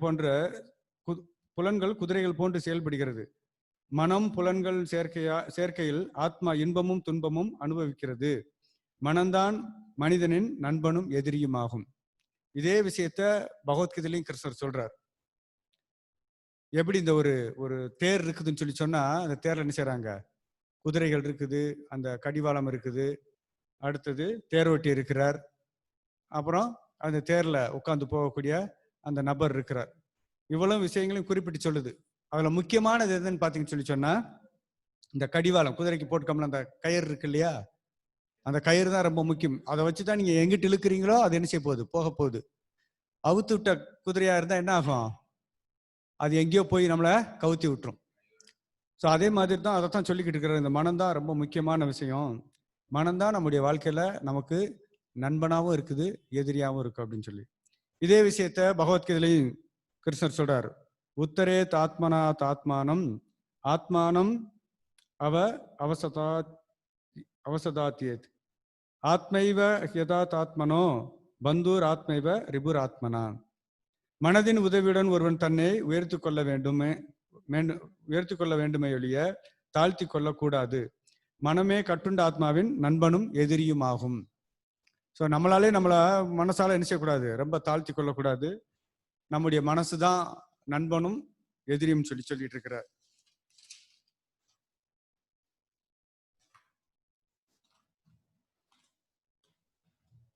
பார்க்கலாம் மனசுல நம்ம மனசு எவ்வளவு தூரத்துக்கு வேகம் அப்படின்றது. மகாபாரதத்துல கூட ஒரு கதை வருது. ஒரு முறை கர்ணன் ஆத்துக்கு குளிக்க போயிட்டு இருப்பான். கையில எண்ணெய் கிண்ணத்தை கொண்டுகிட்டு எண்ணெய் தேய்ச்சி குளிக்கணும் அப்படின்னு சொல்லிட்டு அந்த எண்ணெய் கிண்ணத்தை எடுத்துக்கிட்டு ஆத்துக்கு குளிக்க வெறும் கம்சா மட்டும் கட்டிட்டு போயிட்டு இருப்பான். அப்படி போகும்போது எதுக்கு ஒரு பிராமணன் வருவார். அந்த பிராமணர் கேட்பார் கர்ணன் இடத்துல, கர்ணா எனக்கு ஏதாவது தானம் கொடு அப்படின்னு சொல்லி. அவன் குளிக்க போயிட்டு இருக்கான், ஒண்ணுமே கிடையாது, வெறும் கம்சா தான், ஒரு துண்டு மட்டும்தான் இருக்கு, கையில ஒரு எண்ணெய் கிண்ணம் இருக்குது, இடது கையில எண்ணெய் கிண்ணத்தை வச்சுட்டு இருக்கிறான். அந்த நேரத்துல கேட்கிறார், ஏன்னா எனக்கு ஏதாவது தானம் கொடு அப்படின்னு சொல்லி. உடனே கர்ணன் என்ன யோசிக்கவே இல்லை, உடனே அந்த இடது கையாலே அப்படியே என்ன செய்யறான், தானத்தை கொடுக்குறான் பிராமணனுக்கு, அந்த இடது கையாலே கொடுக்குறான். அப்போ அந்த பிராமணர் கேட்கிறார், ஓ கர்ணா, உனக்கு விஷயம் தெரியாதா, நீ தான் படிச்சவனாச்சே, உனக்கு எல்லா விஷயங்களும் தெரியுமே, தானம் கொடுக்கணும்னு சொல்லி சொன்னா என்ன செய்யணும், வலது கையால கொடுக்கணும், எதிரிக்குத்தான் இடது கையால தானம் கொடுக்கணும்னு சொல்லி சாஸ்திரம் சொல்லுது. அப்போ நான் உனக்கு என்ன எதிரியா, நீ இடது கையால எனக்கு தானம் கொடுக்குறியே, வலது கையாலெல்லாம் கொடுக்கணும், எதிரிக்குத்தான் இடது கையால கொடுக்கறது, நீ இப்படி செய்யறேன்னு சொல்லி கேட்கிறார். அப்போ கர்ணன் சொல்றான், இந்த இடது கையில இருந்து வலது கைக்கு மாறுற நேரத்துக்குள்ள என் மனசு மாறினாலும் மாறிடும். அப்புறம் கண்டிப்பா மாறும். எத்தனையோ நம்ம பார்த்துக்கிட்டு இருக்கோம் அந்த மாதிரி நிகழ்ச்சிகள். அந்த செகண்டுக்குள்ள மனசு மாறிடுச்சுன்னா போய் இது வேண்டாம், கொடுக்க வேண்டாம், ஏன் இதை போய் எண்ணெய் போய் கொடுத்து நீ பிறவா நான் வேற ஏதாவது கொடுக்குறேன் அப்படின்னு சொல்லிடுவோமோ. அப்படி அது வரைக்கும் நான் போய் அந்த மாதிரி கூட சொல்ல முடியும் கர்ணனால. பிற நான் உங்களுக்கு நாட்டையே கூட எழுதித்தரேன் கொடுக்க முடியும். அவனுக்கு அவ்வளவு கருணை கர்ணனுக்கு அவ்வளவு கருணை உண்டு. இருந்தாலும் போறது உறுதியா இருந்தா தானே, குளிச்சுட்டு அவன் வீடு திரும்பி போய் தானம் கொடுத்தா தான் உண்டு. அதனால என்ன இப்ப இருக்குதோ இருக்கிறத கொடுத்துருமேன்னு சொல்லி என்ன செய்யறான், அவன் இடது கையாலே கொடுக்குறான். வலது கைக்கு மாறவங்களே மனசு மாறினாலும் மாறிடும் சொல்லி. அந்த அளவுக்கு நம்ம மனசு ரொம்ப வேகமானது. ஸோ அது மாதிரி மகாபாரதத்துல இந்த மாதிரி நிறைய கதைகள் இருந்து பார்க்கலாம். அடுத்தது தன்னுடைய மனதை எப்படி நம்ம கட்டுப்படுத்தணும் அப்படின்றத பத்தி, அதுக்கு மனசை கட்டுப்படுத்துறதுக்கு உதவக்கூடிய பயிற்சிகள்லாம் சொல்லி இருக்கிறாங்க, சாஸ்திரத்திலே கொடுக்கப்பட்டிருக்கு. இது மனு சமீதியில கொடுத்திருக்கிறார். எப்படி நம்முடைய மனதை கட்டுப்படுத்துறதுக்கு உதவக்கூடிய பயிற்சிகள், எப்படி மனசை கட்டுப்படுத்த தெரியும். நம்மள இப்ப விஷயங்கள்லாம் பார்த்துட்டே வந்துகிட்டு இருக்கிறோம், அதுக்கான பயிற்சி வேணும் இல்லையா. அந்த பயிற்சிகளை பத்தி மனு சமீதியில சொல்லி இருக்கிறார். தன் ஆத்மாவை பார்க்க முயற்சி செய்வது அப்படின்னு சொல்லி, நம்முடைய ஆத்மாவை பார்க்கறதுக்கு என்ன செய்யணுமா, முயற்சி செய்யணும். நம்ம எப்பயுமே வெளியில தான் பார்த்துக்கிட்டு இருக்கிறோம். இந்த கண் வந்து வெளிப்பார்வையை தான் நம்ம பார்த்துக்கிட்டு இருக்கிறோம். உள்ள பார்க்கறதுக்கு நமக்கு என்ன செய்யல, இன்னும் தெரியல. அதுதான் இப்ப பிரச்சனையேமோ. உள்ள பகவான் இருந்து நம்மகிட்ட பேசிக்கிட்டு இருக்கிறாரு. எப்ப பார்த்தாலுமே கிருஷ்ணர் நம்ம கூட 24 மணி நேரம் பேசிக்கிட்டு தான் இருக்கிறார். தூக்கத்திலையும் கூட அவர் தூங்குறது இல்ல, நம்ம கூட பேசிக்கிட்டு தான் இருக்கிறாரு. நம்ம அவரை பார்க்கறதும் இல்லை, அவர் பேச்சை நம்ம கேட்கறதும் இல்லை. காரணம் என்னன்னு சொன்னா, நம்முடைய கண்ணு காது எல்லாம் வெளி விஷயங்களை கேட்டுட்டு வெளி விஷயங்களை பார்த்துக்கிட்டு இருக்கிறோம். அதனால உள்ளுக்கு அவர் சொல்றது நமக்கு என்ன செய்ய மாட்டேங்குது, கேட்க மாட்டேங்குது. அப்பதான் பாக்குறாரு, பகவான் பாக்குறாரு, இவனுக்கு எத்தனை சொன்னாலும் இவனுக்கு நம்ம சொல்றது ஏற மாட்டேங்குது. என்ன, உள்ளுக்கு இருந்து சொல்ற அவனுக்கு கேட்கல, அப்போ வெளியில இருந்து சொல்றதான் அவன் கேட்டுக்கிட்டு இருக்கான்னு சொல்லி அவர் என்ன செய்றாரு, வேற ஒரு நபர் மூலமா என்ன செய்றாரு, வர்றாரு. அதே கிருஷ்ணர் தான் வேற ஒரு நபர் மூலமா வர்றாரு. அவர் தான் குரு, ஆன்மீக குரு இருக்காரு. ஆன்மீக குரு சொல்றோம்ல, சிக்ஷா குரு தீக்ஷா குரு எல்லாம், அவர் யாரு, பரமாத்மா கிருஷ்ணர் தான். நம்ம உள்ளுக்கு இருந்து சொல்றது நம்ம கேட்க மாட்டோன்றதுனால அவர் வெளியில வேற ஒரு நபர் மூலமா அவர்ல இருந்து வர்றாரு. இப்ப அவர் சொன்னா நமக்கு இந்த காதுல கேக்குது. அவர் நம்மளால அவரை பார்க்க முடியும், அவர் ரூபத்தை கண்ணால பார்க்க முடியுது. அதனால நம்ம வெளியில தான் பார்த்துக்கிட்டே இருக்கிறோம். இப்போ மனு என்ன சொல்றாருன்னா, நீ வந்து உன்னுடைய ஆத்மாவை பார்க்கறதுக்கு உணர்றதுக்கு முயற்சி பண்ணுறார். உன்னுடைய பார்வையை கொஞ்சம் உள்ள செலுத்துன்றார். நான் இந்த சரீரம் கிடையாது, சரீர சம்பந்தமான கருத்துக்கள் எல்லாம் விட்டுட்டு ஆத்ம சம்பந்தமான உணர்வுக்கு என்ன செய்ய வர சொல்லி சொல்றார். அப்போ அதன் சொல்லை கேட்பது, ஆத்மா சொல்லக்கூடிய விஷயத்த நம்ம என்ன செய்யணும், கேட்கணும். இந்த மனசா இருக்கட்டும், புலன்களா இருக்கட்டும், ஆத்மா சொல்றத கேட்கணும்னு சொல்லி சொல்றார். அடுத்தது கேட்டதை பிரதிபலிப்பது. அந்த கேட்டதை பத்தி நம்ம என்ன செய்யணும், யோசிக்கணும். அதுக்கு அடுத்தது பார்த்ததையும் கேட்டதையும் பிரதிபலிப்பதையும் நடப்பது. நம்ம என்ன பார்த்தோமோ, உள்ளுக்க என்ன விஷயங்கள் எல்லாம் பார்க்கிறோமோ, என்னெல்லாம் அந்த ஆத்மா பரமாத்மா சொல்றதை கேட்கிறோமோ, எதை அதை பத்தி நம்ம அந்த அசை போட்டோமோ, அதை பத்தி நம்ம ஆராய்ச்சி பண்ணோமோ, அதேபடி நம்ம என்ன செய்யணுமா, நடக்கணும்னு சொல்லி சொல்றாரு. இது வந்து கொஞ்சம் குழப்பமான தியரியா தான் நமக்கு தெரியும். ஏன்னா மனசை கட்டுப்படுத்துறதுக்கு ஆனா நிறைய விஷயங்கள் கொடுத்துருக்குறாங்க. நிறைய விஷயங்கள் வந்து நம்ம பார்க்கலாம், இன்னும் நிறைய இருக்குது நம்ம பார்க்கலாம். ஆனா இதெல்லாம் வந்து மனு வந்து கொடுக்குற, ரொம்ப சுலபமா கொடுக்குற. நம்ம உள்பக்கமா நம்முடைய பார்வையை செலுத்தணும். என்ன அர்த்தம் சொன்னா, வெளி விஷயங்களை நம்ம விடணும், பௌதிகமான விஷயங்கள் என்ன செய்யணும், விடணும் அப்படின்றதான் கருத்து. பௌதிக விஷயங்கள்ல நம்ம குறைச்சிக்கிட்டு நம்முடைய எல்லா செயல்களும் வந்து ஆத்மாவுக்காக வேண்டி நம்ம செஞ்சு ஆரம்பிச்சோம்னு சொன்னா அது என்ன செய்யும், நம்முடைய மனசு வந்து கட்டுப்படும் அப்படின்னு சொல்லி இந்த அத்தியாயத்திலே சொல்றாரு. இந்த சுலோகத்திலே முதல்ல புரோப்பார் வந்து சொல்றாரு, இது சைத்தன்ய சரிதாமிரதத்துடைய ஒரு உதாரணம், ஒரு சுலோகத்தை கொடுக்கிறார். கிருஷ்ணா சூரிய சம மாயா ஹய அந்தகாரா ஜகார கிருஷ்ண தாகா நாகி மாயாரா அதிகாரா. கிருஷ்ணர் சூரியனை போன்றவர், மாயா இருளை போன்றது. சூரியன் இருக்கும் இடத்தில் இருளுக்கு இடமில்லை. அதே போலவே மனதில் கிருஷ்ணர் இருக்கும்போது மாயையின் வசீகரத்தால் மனம் குழப்பமடைவது சாத்தியமல்ல அப்படின்னு சொல்லி. இதுக்கு உதாரணம் பார்த்தீங்கன்னு சொன்னா, நம்ம அர்ஜுனன்ல இருந்து நிறைய விஷயங்களை சொல்லலாம். நிறைய கோபியர்கள்ல இருந்து பிரகலாத் மகாராஜா, இவங்க எல்லாமே எப்பயுமே மனதுல பகவானை சிந்திச்சுக்கிட்டே இருந்தாங்க. அதனால அவங்களுக்கு மற்ற விஷயங்கள் பெருசா எதுவுமே வெளியில தெரியல. கோபியர்களா இருக்கட்டும், பிரகலாத் மகாராஜெல்லாம் 24 மணி நேரம் ஒரு கிருஷ்ணரை பத்தியே தான் சிந்திச்சுக்கிட்டு இருந்தார். மற்றவங்களுக்கு அதை பத்தி தெரியல. அவர் எப்பயுமே வந்து கிருஷ்ணருடைய புகழை பாடிக்கிட்டு இருக்கிறாரு, கிருஷ்ணரை பத்தியே பேசிக்கிட்டு இருக்கிறாரு. அந்த அசுர கூட்டத்தை எல்லாம், அந்த மாணவர்கள் எல்லாத்தையும் கூப்பிட்டு, தன்னுடைய அசுர நண்பர்கள் எல்லாத்தையுமே கூப்பிட்டு வச்சு கிருஷ்ணருடைய புகழை பாடுறார், நாம சங்கீர்த்தனம் பண்றார். நல்லா கைகளை தூக்கி ஆடுங்க, நம்ம வேற விளையாட்டெல்லாம் வேண்டாம், இதுதான் நம்மளுடைய விளையாட்டுன்னு சொல்லி சொல்றார். இந்த சண்டை மறுக்குன்னு சொல்லி அவருடைய ஆசிரியர்கள், பிரகலாதனுடைய ஆசிரியர்கள், அவங்க 2 பேர் கேட்கிறாங்க, நீ எப்படி இதெல்லாம் கத்துக்கிட்ட? நீ எப்ப பார்த்தாலும் நாங்க சொல்லி கொடுக்குற கதையை பேச மாட்டேன், நீ வேற கதையை பேசிக்கிட்டு இருக்கிறியே, எப்படி, நீ யாருக்கிட்ட கத்துக்கிட்ட அப்படின்னு சொல்லி. அவர் சொல்றாரு, நான் உயர்ந்த நபர்கள், பெரிய பெரிய நபர்கள்லாம் எனக்கு வந்து இந்த விஷயங்களை சொல்லி கொடுத்தாங்க, அவங்க கிட்ட தான் கத்துக்கிட்டேன்னு. அப்ப அவங்களுக்கு சந்தேகம், இவன் சின்ன பையனா இருக்கிறான், எப்ப பார்த்தாலும் இவன் அரண்மனையில தான் இருக்கான், அவங்க அப்பனை மீறி யாரும் எந்த பெரிய நபரும் உள்ள போக முடியாது, ஹிரண்யகசிப்பு காட்டிலும் பெரிய நபர் யாரும் கிடையாது. இங்க வந்திருக்கும்போது ஸ்கூல்ல எப்பவுமே நம்ம தான் சொல்லி கொடுத்துருக்கிறோம், நம்மள மீறி யாரும் இங்க வரல, இவன் யார் இவனுக்கு சொல்லி கொடுக்குறானே தெரிய மாட்டேங்குது, இவன் எப்படி கத்துக்கிட்டான் அப்படின்னு சொல்லி.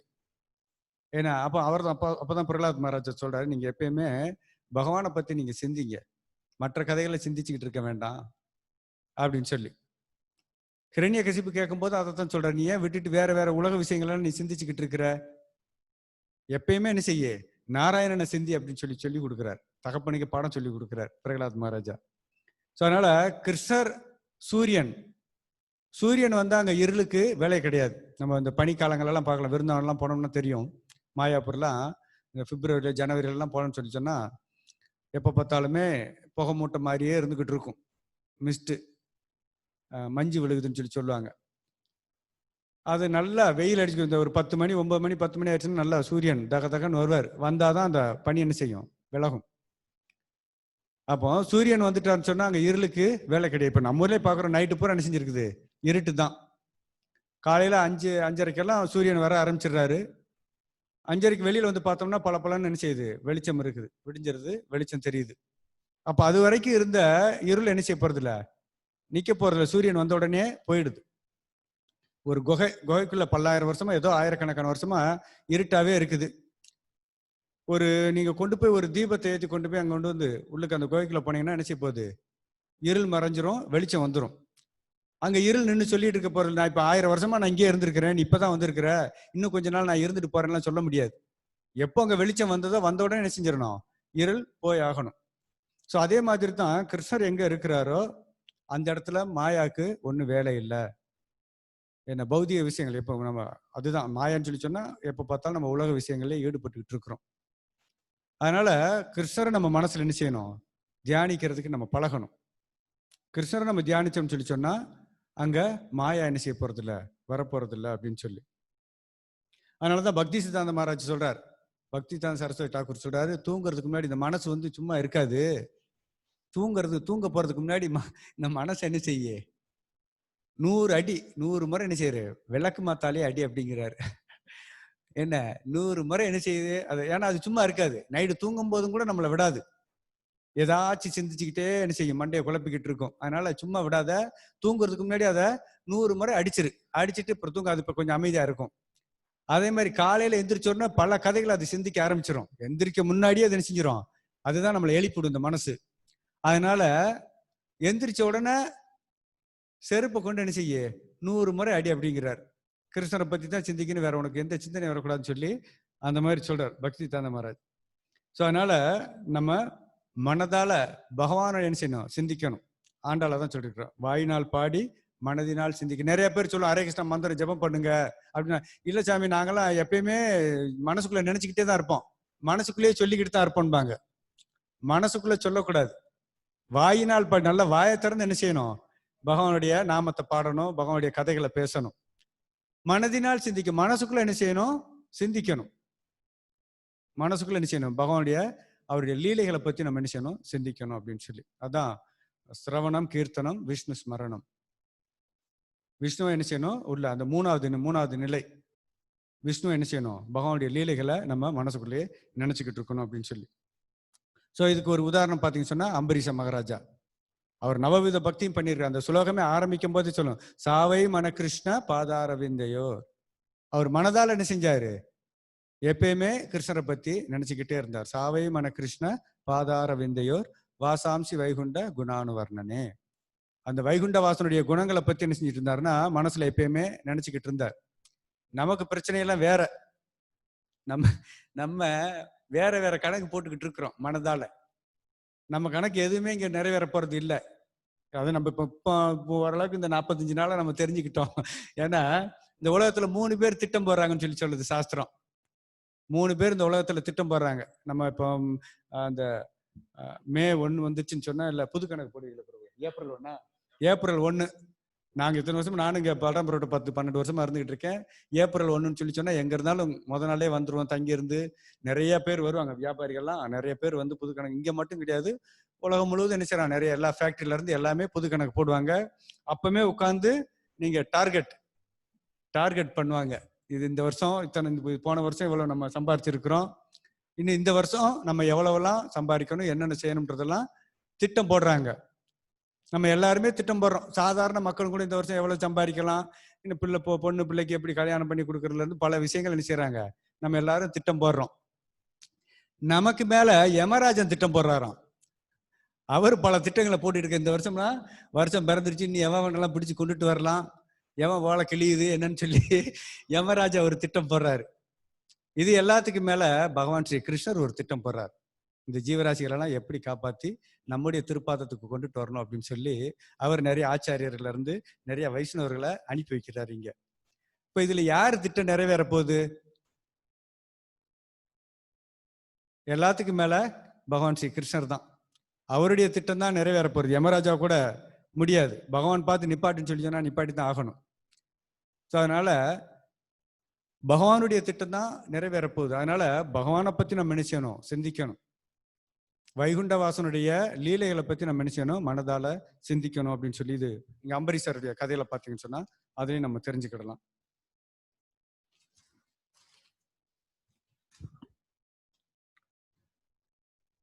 ஆண்டாள் மறுபடியும் பார்க்கலாம். ஆண்டாள் நிறைய பாசுரங்களை சொல்றா. மனத்துக்கு இனியானை அப்படின்னு சொல்லி 12வது பாசுரம் திருப்பாவையில 12வது பாசுரம் படிச்சீங்கன்னு சொல்லி சொன்னா தெரியும்.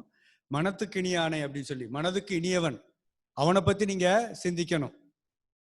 நம்முடைய மனதுக்கு எது இதமா இருக்க போது, நல்ல ஒரு சந்தோஷத்தை கொடுக்க போகுது அப்படின்னு சொல்லி சொன்னா அது கிருஷ்ணருடைய லீலைகள் தான்.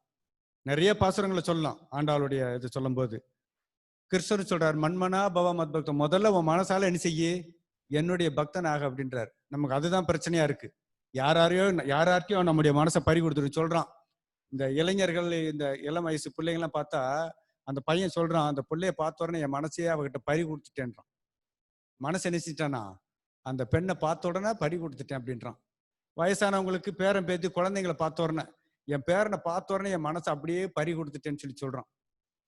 ஏன்னா கிருஷ்ணருக்கு இந்த ரோட்ல போற நாயை பார்த்து கூட சொல்றான். அந்த நாய் எப்படி, நாய்கிட்ட கூட மனசை பறி கொடுக்குறான். ஆனா கிருஷ்ணர்கிட்ட மனசை கொடுக்கறதுக்கு யாருக்கு என்ன செய்யல, வரல.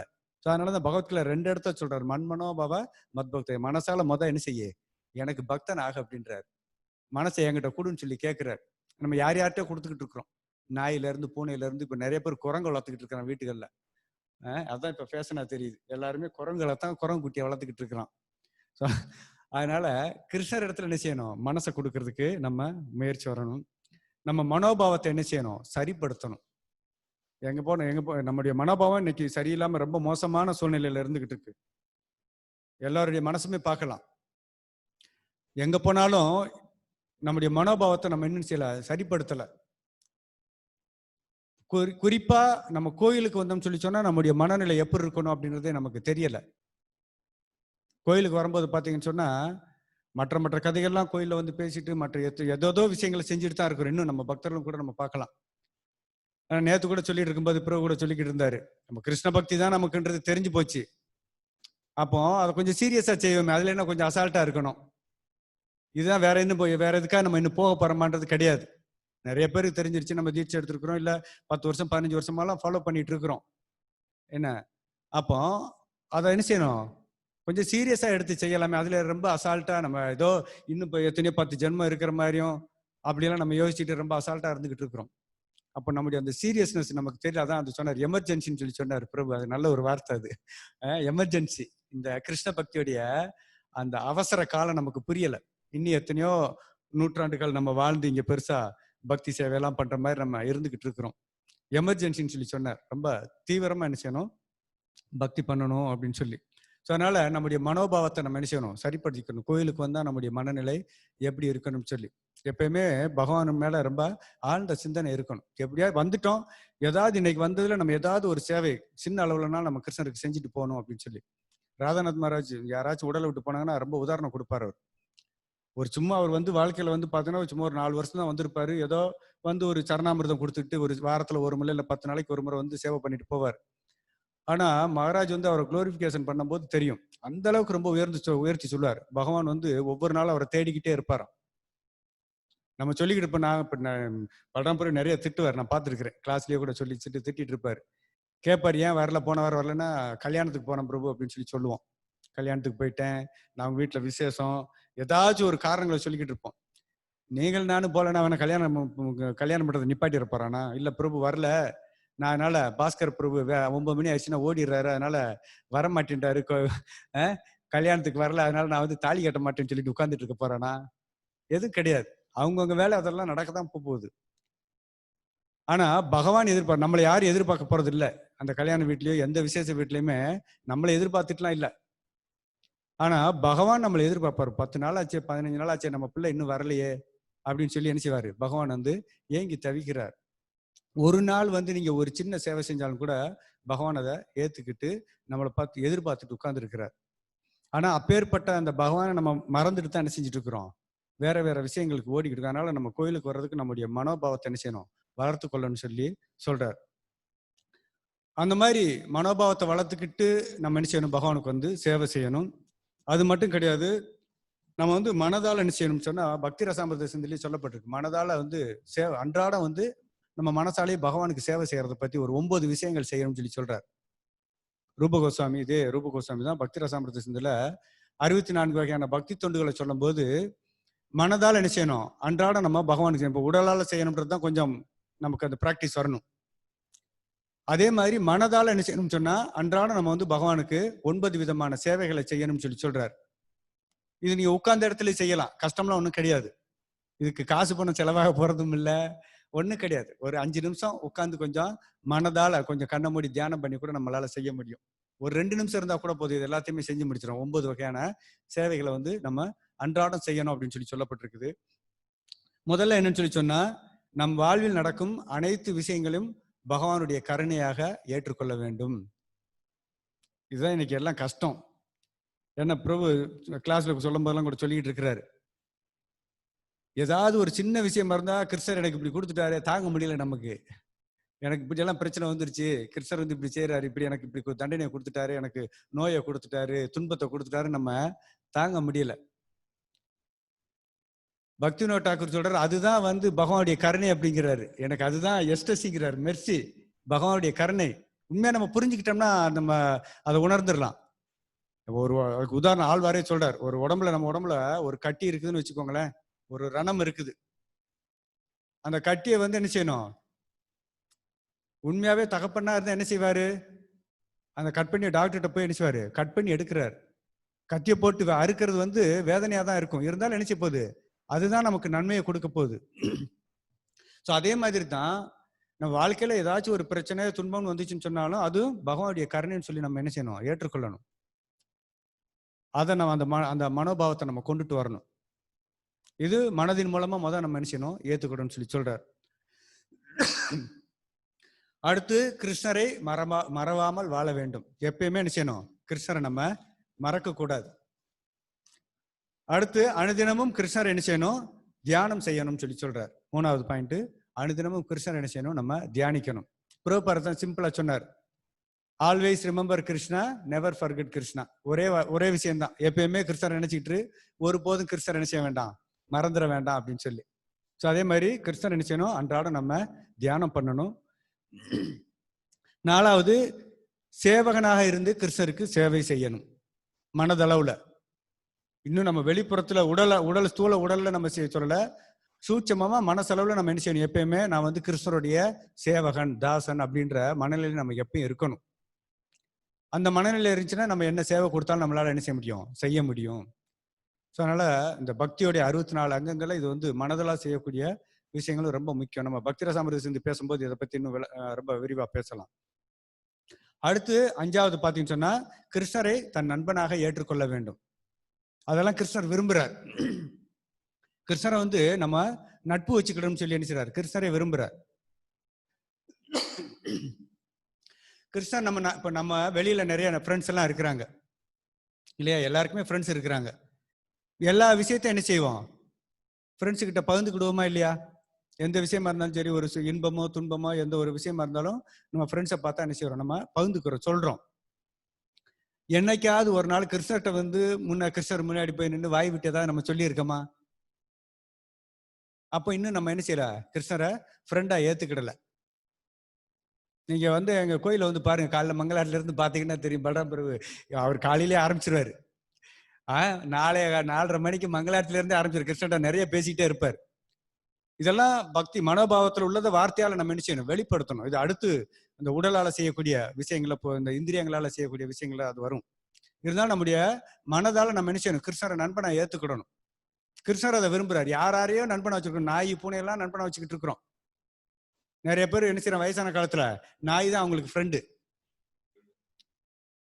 அந்த மாதிரிலாம் வச்சுக்கிட்டு இருக்கோம். நாயை ஃப்ரெண்டா வச்சுக்கிட்டு இருக்கோம். கிருஷ்ணரை ஏன் உன்னால ஏத்துக்கிட முடியல? கிருஷ்ணரை ஃப்ரெண்டா ஏத்துக்கோ. நீ இப்போ அதான் நாங்க கிராமத்துல எல்லாம் பிரச்சாரம் பண்ணும்போது அதான் சொல்லி கொடுத்துக்கிட்டு இருக்கிறோம். ஸ்கூலுக்கு போறியா, உன் ஃப்ரெண்டுகிட்ட நீ சொல்லிட்டு போகல, உங்க அம்மா அப்பாட்ட சொல்லிட்டு போற. பக்கத்துல ஒரு ஃப்ரெண்டு வீட்டுல இருந்தானே என்ன செய்யற, ஃப்ரெண்டுகிட்ட சொல்லிட்டு போற, டாட்டா பாய் பாய் ஸ்கூலுக்கு போறேன்னு சொல்லிட்டு போற. ஏன் அதை கிருஷ்ணர்கிட்ட வந்து சொல்ல மாட்டேன்றோம்? வீட்டுல எல்லாருமே கிருஷ்ணருடைய படம் வச்சிருக்கிறோம், விக்கிரகம் வச்சிருக்கிறோம். அப்போ கிருஷ்ணர்கிட்ட நம்ம ஏன் சொல்ல மாட்டேன்றோம்? காரணம், கிருஷ்ணர் நம்ம இன்னும் என்ன செய்யல, நட்பு வச்சுக்கல, நண்பனா நம்ம ஏத்துக்கிடல. அதனால மனதளவுல நான் என்ன செய்யணும், கிருஷ்ணரை நம்ம நண்பனா ஏத்துக்கிடணும் அப்படின்னு சொல்லி சொல்றாரு. அடுத்து, பகவானின் சேவைக்காக பொருட்களை வழங்க வேண்டும். இது இன்னும் பக்தர்கள்ட்டையுமே இது நிறைய பிரச்சனை நாங்க பார்த்துட்டு, இப்ப இல்லை, நாங்க இங்க வந்து மதுரையில வந்து 12 வருஷமாகுது, 12 வருஷ காலமாவே இதை பார்த்துக்கிட்டு இருக்கிறோம். பகவானுடைய சேவைக்காண்டி என்ன செய்யணுமா, இது மனசுலதான் சொல்லிக்கிட்டு இருக்கிறாரு. ஏன்னா இதுதான் அடுத்த செயல்பாட்டுக்கு வரும். அதனாலதான் முதல்ல என்ன செய்யறாரு, மனதளவுலையாச்சும் நீங்க என்ன செய்யுங்க, பொருட்களை கொடுக்கறதுக்கு முயற்சி பண்ணுங்கன்னு சொல்லி சொல்றாரு. அன்றாடம் உட்காந்து மெடிடேஷன், கண்ணை மூடிட்டு ஒரு நிமிஷம் ஏதாச்சும் ஒரு பொருள் கொடுக்க போறோம். ஏதோ கஷ்டம் இருக்குது, இது காசு பணம்லாம் ஒன்றும் செலவாகாது. உன் மனசு மூலமா அவருக்கு ஏதாச்சும் என்ன செய்யணும், செய்யணும். இதை மாதிரி செஞ்சுக்கிட்டே வந்தோம்னு சொன்னா காலப்போக்கில் என்ன செய்யும், நேரடியா நம்ம உடல் அளவுலையும் செய்யறதுக்கு ஒரு மாற்றம் வரும். ஸோ இந்த அன்பு பரிமாற்றத்துக்காண்டி தான் இதை சொல்லிக்கிட்டு இருக்கிறார். அடுத்து சொல்றாரு, அந்த பொருட்கள் வந்து தரம் வாய்ந்ததாக இருக்க வேண்டும். மனசுலான கொடுக்குறோம், ஏதோ அழுகி போனது கெட்டு போனது இருந்தால் தூக்கி போடுன்றதுக்கு இல்லை. ஏன்னா கொடுக்கறது கொடுக்க போறோம்.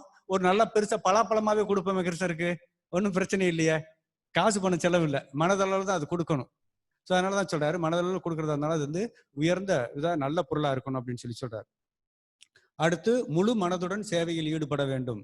நம்ம ஒரு சேவை கொடுத்துருக்கிறாருன்னு சொல்லி சொன்னா நமக்கு நல்ல திருப்தியா அது முழு மனசோட என்ன செய்யணும், சேவை பண்ணணும். பஜதான் பிரீத்தி போகணும், ரொம்ப பிரீத்தியோட சேவை செய்யணும்னு சொல்லி சொல்றாரு பகவத்கீதையிலேயும். நமக்கு முழு மனசு ஈடுபாடு இல்லை, அந்த சேவை அன்னைக்கு பிடிக்கல, மனசு இல்லைன்னு சொல்லி சொன்னா சொல்லிட்டே வந்துடலாம். தலைவராக இருந்தாலும் சரி, இல்லை நமக்கு அந்த யார் வந்து அந்த நிர்வகிக்கிறாங்களோ அவங்ககிட்டே சொல்லிடலாம், எனக்கு பிறகு இன்னைக்கு பிடிக்கல, மனசு பிடிக்கல, கொஞ்சம் மனசு சஞ்சலமா இருக்கு, நான் இன்னைக்கு செய்யலை, நாளை பின்ன வந்து செஞ்சுக்கிறேன்ட்டு கூட போயிடலாம். மன வேதனையோட நீங்க அந்த செயலை செஞ்சீங்கன்னா பகவான் அதை ஒன்றும் ஏற்றுக்கொள்ள போறது இல்லை. ஸோ அதனால முழு மனதோட என்ன செய்யணும், சேவை செய்யணும் அப்படின்னு சொல்லி சொல்றாரு. அடுத்து கடைசியா சரணடைய வேண்டும், தன்னையே கொடுக்க வேண்டும் சொல்லி சொல்றாரு. இது வந்து மனதால செய்யக்கூடிய 9 விஷயங்கள். தன்னையே என்ன செய்யணும், கொடுக்கணும், பகவான் இடத்துல முழுமையா சரணடையணும் அப்படின்னு சொல்லி. இந்த 9 விஷயங்களையும் நம்ம கொஞ்சம் கொஞ்சமா பிராக்டிஸ் பண்ணலாம். ஏன்னா இது வரைக்கும் நமக்கு தெரியாது, எத்தனையோ பேருக்கு இந்த விஷயங்கள் தெரியாது. அதனால நம்ம மனசால இதை செய்யாம இருப்போம். காலையில உட்காந்து ஒரு 5 நிமிஷம் உட்கார்ந்தாலே போதும், நம்ம மனசால இந்த 9 விஷயத்தையும் செய்ய முடியும். பகவான் வந்து அதை விரும்புறாரு. ஏன்னா மனதால நம்ம செய்யத்தான் உடல் அது என்ன செய்யும், வெளிப்படும். காலப்போக்கில் அது உடலாலையும் செய்ய முடியும் அப்படின்னு சொல்லி. ஏன்னா ரொம்ப மனசு வந்து ரொம்ப வலிமை வாய்ந்தது. நீங்க உடலால செய்யற காட்டிலும் மனதால செய்யக்கூடியதை பகவான் வந்து இன்னும் ரொம்ப விரும்புறார். இதுக்கு உதாரணம் பார்த்தீங்கன்னு சொன்னா, விருந்தாவனத்து 6 கோஸ்வாமிகள், ரகுநாத தாஸ் கோஸ்வாமி, அவருடைய பத்தின விஷயங்கள் அன்னைக்கு கதைகள் வந்து அன்னைக்கு பேசினாங்க. ஸோ இருந்தாலும் கொஞ்சம் நம்ம நினைவு கூறலாம். ரகுநாத தாஸ் கோஸ்வாமி நல்ல பெரிய செல்வந்தர், அவர் ரொம்ப பெரிய கோடீஸ்வரம் வீட்டு பிள்ளை. இருந்தாலும் அவங்க அப்பா வந்து ஜமீன் மாதிரி அந்த வரியெல்லாம் வசூல் பண்ணி கொடுப்பார். அவருக்கு இந்த உலக விஷயங்கள்ல நாட்டமே இல்லை. சைத்தன்ய மகாபிரபு எப்போ கேள்விப்பட்டாரோ அவர் அங்கே ஓடிட்டாரு. அவங்க அப்பா திருப்பி திருப்பி கொண்டுட்டு வந்து பிடிச்சு வச்சு பார்க்குறாரு வீட்டில். இவர் மனசு பூரா அங்க மகாபிரபு இடத்துல போயிடுச்சு. அதனால வீட்டில் இருக்க முடியல. அக்கம் பக்கத்துல உள்ளவன் சொல்றான், உன் பையன் ஓடிட்டே இருக்கான்னு சொல்லி சொன்னா அவனுக்கு ஒரே ஒரு வழி, என்ன செய்யணும், ஓடுறவன் என்ன செய்யணும், காலை பிடிச்சி கட்டணும். ஒரு கால் கட்டு போடுங்க, நல்ல ஒரு இளம் குமரியா ரொம்ப அழகான பிள்ளைய பார்த்து அவனுக்கு என்ன செய்யுங்க, கல்யாணம் பண்ணி வச்சுட்டா சரியா போயிரும் சொல்லி என்ன செய்யறாங்க, எல்லாம் ஐடியா கொடுக்குறாங்க. சரின்னு சொல்லி அந்த பெங்காலியும் வந்து ஒரு நல்ல அழகான ஒரு குமரியை பிடிச்சு என்ன செய்றாங்க, கல்யாணம் பண்ணி வைக்கிறாங்க. ஆனாலும் கூட இவருக்கு அங்க ஒண்ணு நாட்டம் இல்லை. அவர் எப்பயும் மகாபிரபு பார்த்தாரோ அவருடைய மனசு அங்க போயிடுச்சு. மனசு இங்க இருந்தா தான் அதை ஈடுபட முடியும். அப்ப என்ன செய்வார்னு சொன்னா, எல்லாரும் தூங்கின பிறகு வெளியில வந்து திண்ணையில வந்து படுத்துக்கிடுவார். படுத்துக்கிட்டு நல்லா அசந்து தூங்கின பிறகு நைட்டோட நைட் என்ன செஞ்சிருவாரு, கிளம்பி ஓடிடுவார். அப்போ அவங்க அப்பா பார்த்தாரு, சரி இவன் ஒன்றும் வசத்துக்கு வரமாட்டேன்னு சொல்லி அவருக்கு எல்லா பொருள் செல்வங்கள் எல்லாத்தையுமே கொடுத்து அனுப்பி வச்சுட்டாரு. மகாபிரபுட்ட வந்து பர்சனலா கிட்டத்தட்ட ஒரு 15 வருஷம் வந்து சேவை பண்ணியிருக்கிறார். வேற யாரும் இவ்வளவு காலம் இருந்ததில்லை. ஆனா ரகுநாதாஸ் கோசாமி 15 வருஷ காலம் வந்து ரொம்ப சேவை பண்ணியிருக்காரு. எப்படி ஒரு சன்னியாசி, ஒரு வந்து சாது, ஒரு துறவு நிலையில எப்படி இருக்கணும்ன்றதுக்கு ஒரு உதாரணமா மகாபிரபு வந்து அவரை நிர்ணயம் பண்றார். எப்படி எல்லாம் பற்றுதல் இல்லாம ரொம்ப எளிமையா ஒரு சன்னியாசின்ற அளவுல எப்படி இருக்க முடியும்ன்றதை பத்தி அவர் தான் ஒரு உதாரணம் நம்முடைய சம்பிரதாயத்துல. 15 வருஷம் கழிச்சு திருப்பி என்ன செய்யறாருன்னா மகாபிரபு விருந்தாவனத்துக்கு போய் சொல்றாரு. விருந்தாவனத்துல போய் நினைச்சேன்னா முக்கியமா பாகவத கிரந்தங்களை எழுது, கோயில்கள் எல்லாம் நீங்க ரூப கோசாமி, சனாதன கோசாமியில இருந்து அந்த விரஜனநாபன் பிரதிஷ்டை பண்ண அந்த மூர்த்திகள் கோயில்கள் எல்லாத்தையும் கண்டெடுங்கன்னு சொல்லி சொல்றாரு. அப்போ அவர் வந்து என்ன செய்யறாருன்னு சொன்னா விருந்தாவனத்துல இருக்கிறார். விருந்தாவனத்துல இருக்கும்போது பாத்தீங்கன்னு சொன்னா மற்ற கோசாமிகள் கூட குடிசையெல்லாம் இருந்துச்சு. யாராவது குடியிரு போட்டு கொடுத்தாங்கன்னா அதுல இருப்பாங்க. இவருக்கு குடிசையும் கிடையாது, ஒன்றும் கிடையாது. இவரோட மரத்தடியெல்லாம் உட்காந்து எழுதிட்டு இருப்பாரு. சில நேரங்கள்ல ராதாகிருஷ்ணனுடைய லீலைகளை மொட்டை பாறையில உட்காந்து எழுதிக்கிட்டு இருக்கிறார். ஒரு முறையெல்லாம் நல்ல அந்த பங்குனி சித்திரை வெயில், இந்த மாதிரி டைம் தான், கோடை வெயில்ல அது விருந்தாவனத்துல பாறை மேல உட்காந்து எழுதிக்கிட்டு இருக்கிறார். உடம்புல இருந்து வேர்த்து அந்த பாறையில தண்ணி அப்படி வலிஞ்சு போகுதான். அந்த அளவுக்கு வேர்த்துக்கிட்டு இருக்கு. இவருக்கு அந்த உணர்வுலாம் இல்லை. ராதாகிருஷ்ணர் லீலையை பார்த்துக்கிட்டு இருக்கிறார். பார்த்துக்கிட்டு இருந்தா அந்த கிரந்தத்தை எழுதிக்கிட்டு இருக்காரு. ராதாராணி வந்து என்ன செய்றாங்க, பொறுத்துக்கிட முடியலன்னா, அவர் ஒரு மஞ்சரி தானே, அதனால ராதாராணி வந்து தன்னுடைய முந்தானையை விரிச்சு என்ன செய்றாங்க, அவருக்கு நிழல் கொடுக்குறாங்க. இந்த காட்சியை சனாதன கோசாமி பார்த்துட்டாரு. பார்த்துட்டு வந்து கூப்பிட்டு திட்டுறாரு. நீ ஒரு குடிசை போட்டுக்கோன்னு சொல்ற, நீ கேட்க மாட்டேன்ற, நீ பாறையில உட்காந்துட்டு உனக்கு உடம்பெல்லாம் வேர்த்து போயிட்டு இருக்கு, ராதாராணி வந்து உனக்கு வந்து என்ன செய்றா, சேவை பண்றா, அந்த அளவுக்கு நீ பெரிய ஆள் ஆயிட்டியா அப்படின்னு சொல்லி சத்தம் போடுறாரு. இவர் தன்னை மறந்து அந்த ஆத்ம நிலையில இருந்து என்ன செய்றாருன்னு சொன்னா அந்த மஞ்சரியா இருந்து அந்த லீலையில கலந்துகிட்டு இருக்கிறார். அவருடைய சாப்பாடுன்னு சொல்லி பாத்தீங்கன்னா அன்றாட வந்து ஒரே ஒரு கப்பு தான். ஒரு கப்பு வந்து ஒரு மோர் குடிப்பார்.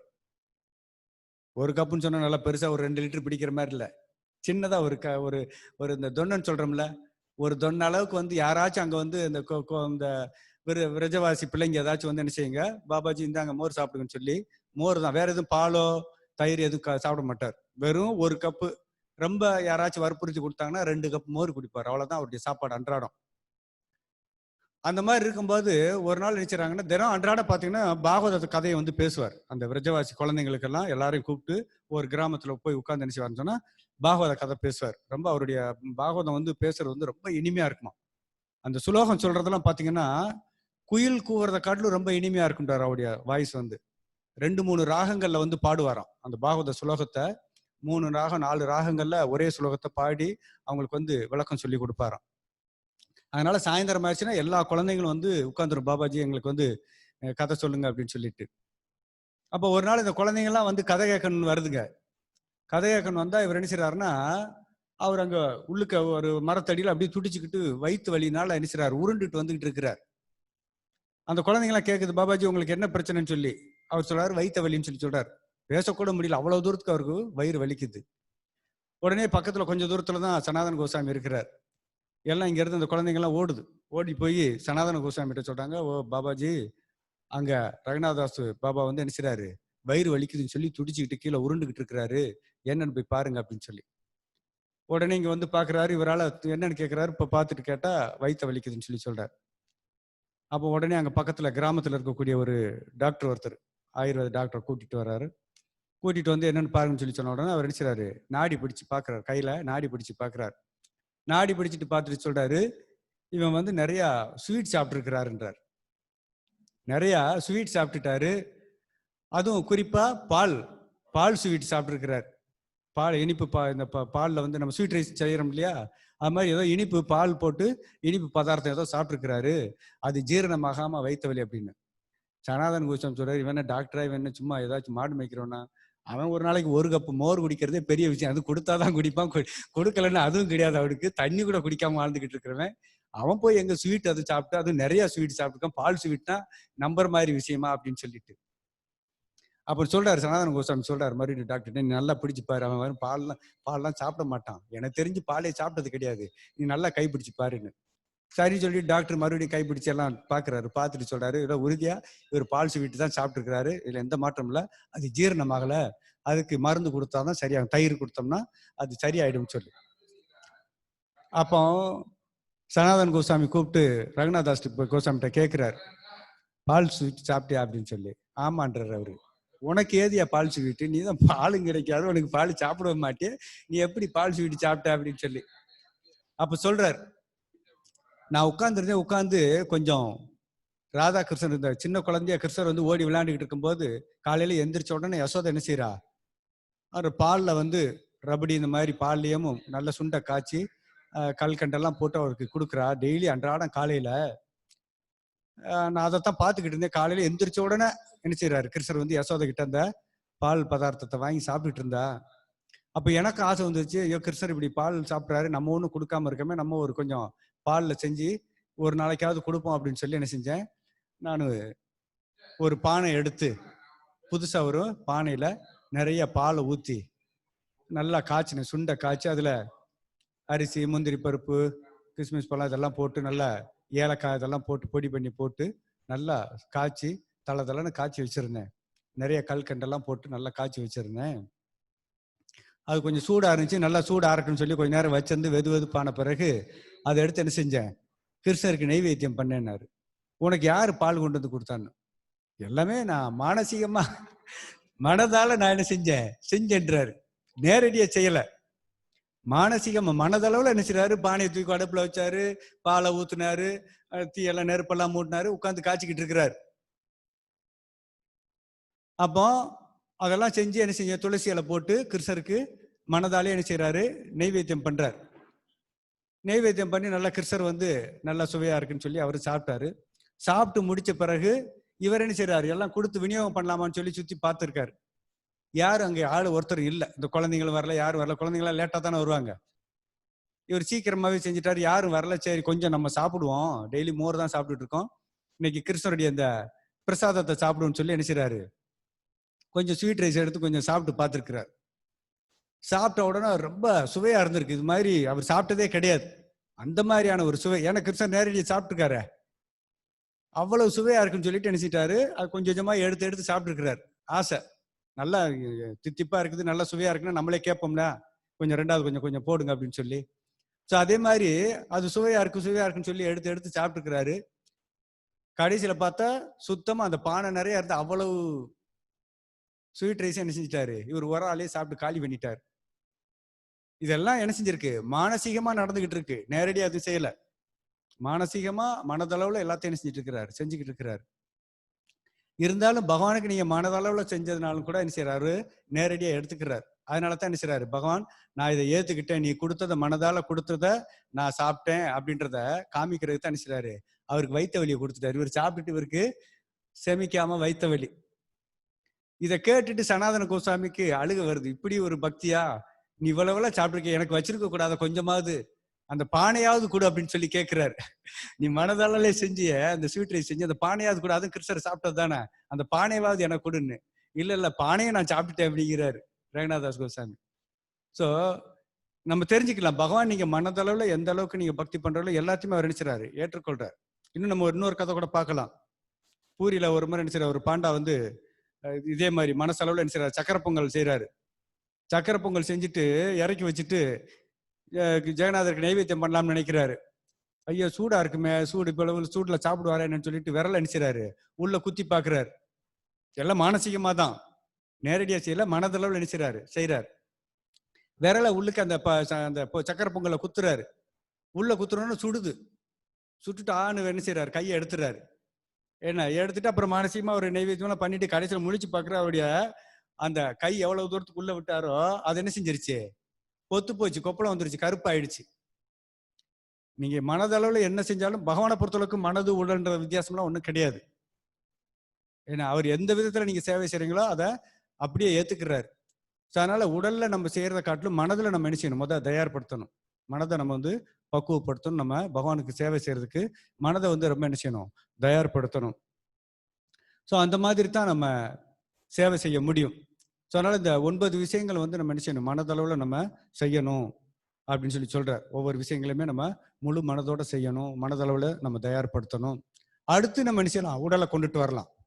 இப்ப சொன்ன இந்த 9 விஷயம் பாத்தீங்கன்னா உங்களுக்கு காசு பணம்லாம் ஒன்றும் செலவாகுது, ஏன்னா இது மனசுல செய்யறது தான். அதனால ஆனா மனசை நம்ம என்ன செய்யணும், பக்குவப்படுத்தணும். இது மாதிரி நிறைய கதைகள் இருக்கு, நம்ம பேசணும்னா இன்னைக்கு சொல்லிட்டே போகலாம். அது மாதிரி நிறைய பேர் நினைக்கிறாங்க யோகத்தின் மூலமா மனசை கட்டுப்படுத்தலாம் அப்படின்னு சொல்லிட்டு யோகா எல்லாம் பயிற்சி பண்றாங்க.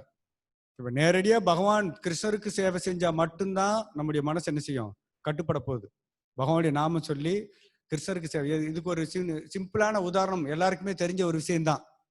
மனமாகட்டும் புலன்களாகட்டும் நமக்கு எளிமையா கொஞ்சம் கட்டுப்பட்டிருக்கு அப்படின்றத நம்மளே எல்லாருமே சுலபமா தெரிஞ்சுக்கிடலாம். ஒரே ஒரு விஷயம், என்னன்னு சொன்னா ஏகாதசி.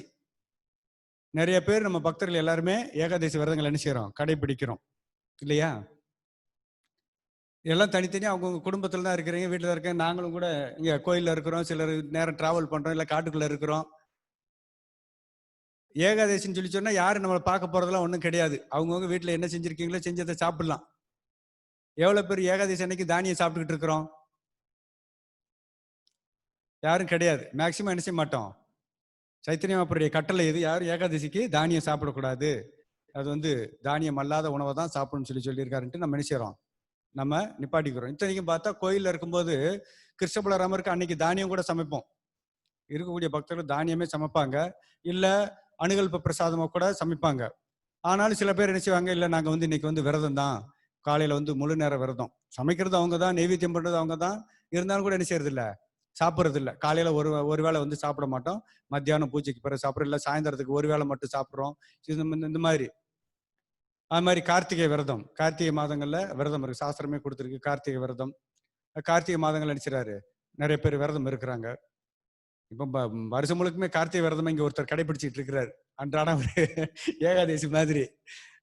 எவ்வளவு நாள் ஆச்சு. நாங்கள் நல்லா சுவையா சாதம் குழம்பெல்லாம் செஞ்சு வைக்கத்தான் செய்யறோம். இருந்தாலும் பலராம் பிரபு என்ன செய்றாரு, வெறும் அணுகல்ப பிரசாதமா சாமரிசி மட்டும் தான் சமைச்சு சாப்பிட்டுட்டு இருக்கிறாரு.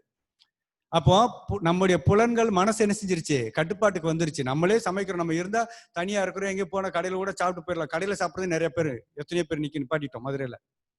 எவ்வளவு பக்தர்கள் பார்க்கலாம், வியாபாரத்துக்கு வெளியில போனாலும் செஞ்சாலும் கூட ஏதோ கொஞ்சம் கொஞ்சம் சாப்பிட்டுட்டு தான். இப்ப அவங்களும் கூட எனக்கு தெரிஞ்சு நிறைய பேர் வந்து நிப்பாட்டினாங்க, கடையில சாப்பிடுறது எதுவும் கிடையாது, இப்ப சுத்தமா வீட்டுல இருந்து நாங்க என்ன செய்யறோம், எடுத்துட்டே போயிடுறோம்.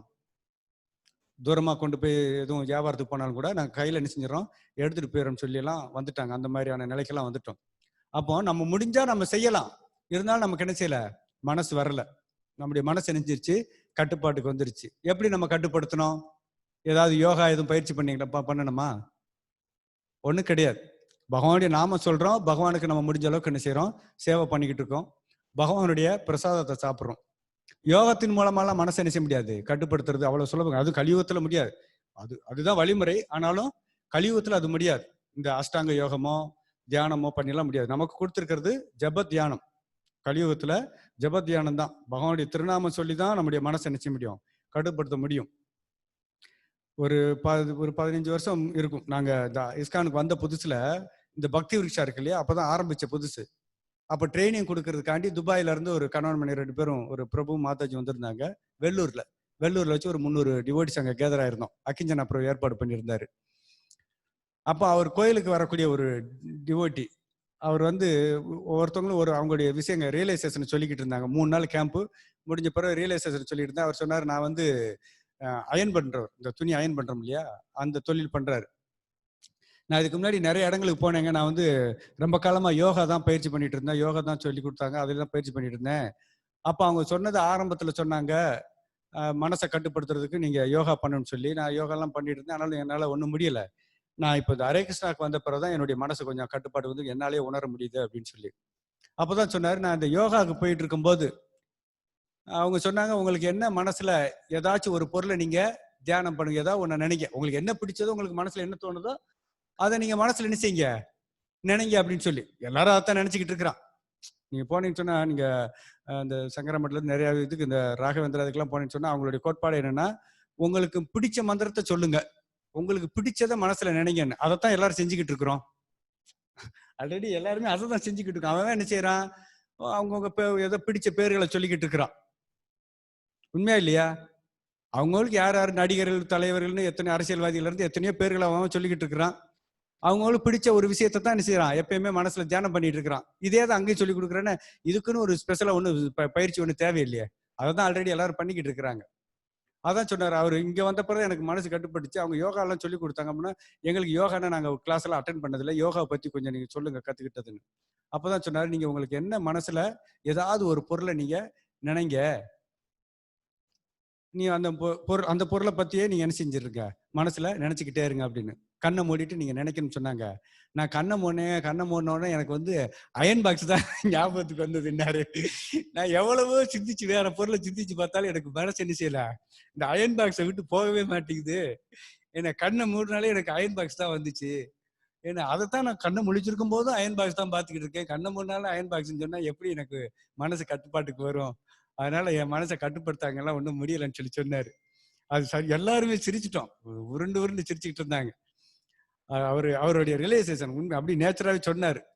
அதனால இந்த யோகம்ன்றதெல்லாம் இன்னைக்கு கஷ்டமான ஒரு விஷயம் தான். அஷ்டாங்க யோகம் சொல்லலாம். ஏன்னா இன்னைக்கு பார்த்தோம்னு சொல்லி அஷ்டாங்க யோகத்தை பற்றிலாம் நமக்கு தெரியும். ஏன்னா அஷ்டாங்க யோகம்னா யம, நியம, ஆசன, பிரணாயாம, பிரத்யாகார, தாரண, இது மாதிரி படிப்படியா போகணும். சமாதின்ற நிலைக்கு போகணும்னு சொன்னா படிப்படியா என்ன செய்யணும்? போகணும். இப்ப யம கிடையாது, நியம கிடையாது யார்கிட்டயுமே. யமன்னு சொன்னா சில விஷயங்கள் நம்ம என்ன செய்யணும்? விடணும். யோகான்னு சொல்லி வந்தாலே யமான்றதுல சில விஷயங்கள் நம்ம என்ன செய்யணும்? விளக்கணும். பொதுவா இந்த 4 விஷயங்களை சொல்லி கட்டுப்பாடு விதிகள் இருக்கு இல்லையா? இந்த மாமிசம் சாப்பிடக்கூடாது, போதை வஸ்துக்கள் யூஸ் பண்ணக்கூடாது. பொதுவா யோகின்னு சொல்லி சொன்னா அவன் பெண்களுடைய செயற்கையே இருக்கக்கூடாது. ஏன்னா அப்புறம் சூதாட்டம் இருக்கக்கூடாது, பொய் சொல்லக்கூடாது, ரொம்ப தூங்கக்கூடாது, நிறைய சாப்பிடக்கூடாது. எத்தனையோ கட்டுப்பாடான விஷயங்கள் எல்லாம் பகவான் சொல்லிக்கிட்டு இருக்கிறார். ஆனா நம்ம பார்க்கல. நான் அந்த நம்ம கோயில் இங்க திருப்பாலையில ஆரம்பிச்ச புதுசுல கீழே கோயில் இருக்கும்போது நாங்க என்ன செய்வோம், கொஞ்சம் காலையில சர்வீஸ் எல்லாம் முடிஞ்ச உடனே கொஞ்சம் இந்த யாதவா காலேஜுக்கு முன்னாடி கூடி அப்படி உள்ள போய் கிரவுண்ட்ல ஒரு ரவுண்டு ஜபம் பண்ணிக்கிட்டு அப்படி போயிட்டு என்ன செய்வோம், ஜப வாக்குன்னு போயிட்டு வருவோம். போகும்போது பார்த்தா அந்த வாசல்ல ஒருத்தர் சொல்லி கொடுப்பாரு, யோகா சொல்லி கொடுப்பாரு. ஓப்பன்ல ஒரு 20 பேர் 30 பேர் வந்திருப்பாங்க. பூரா ரிட்டையர்டு கேஸ். இங்க இருக்கு இல்லையா பொறியாளர் நகர், இந்த டுவாடு காலனியில் உள்ள ரிட்டையர்டு கேஸ் பூரா அங்க வந்திருப்பாங்க. எல்லாருக்குமே வயிறு தனியா ஒரு ஸ்ட்ரெச்சர் இருக்கும். எல்லாருக்கும் பெருசா வயிறு இருக்கும். அவனால குனிஞ்சு கூட பார்க்க முடியாது. நடக்கிறது ரொம்ப வேகமா நடக்க முடியாது. எல்லாம் அதுக்குதான் வந்திருக்கு. எல்லாருக்கும் ஆளுக்கு ஒரு மேட்டு கொண்டு வந்திருப்பாங்க.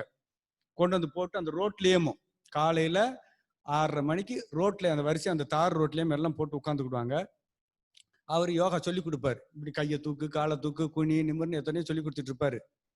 அப்புறம் கொஞ்ச நேரம் உட்காந்து என்ன செய்யுங்க, நல்லா மூச்சு பயிற்சி என்ன செய்யணும், மூச்சு பயிற்சி சொல்லி கொடுத்துட்டு இருப்பாரு. உட்கார்ந்த உடனே நிறைய பேர் பார்த்தா மூச்சு விடுறானா இல்ல கொரட்டை விடுறாரான்னு தெரியாது. அந்த மாதிரி கண்டிஷனா இருக்கும். காரணம் என்னன்னா அவங்க யம நியமா கிடையாது.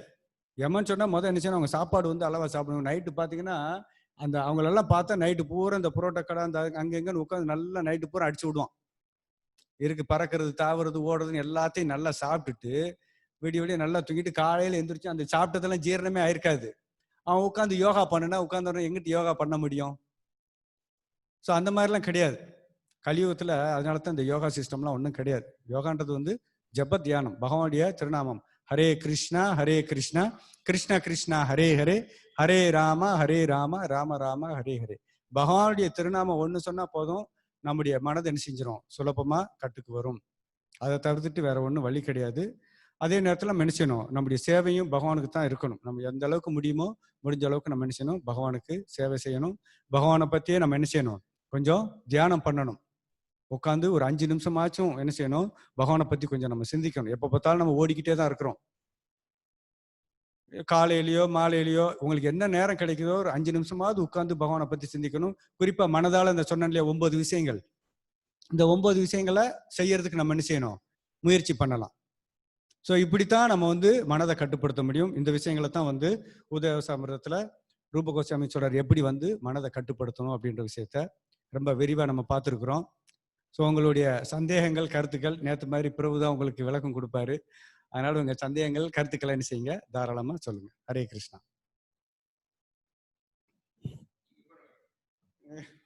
சொல்லுங்க.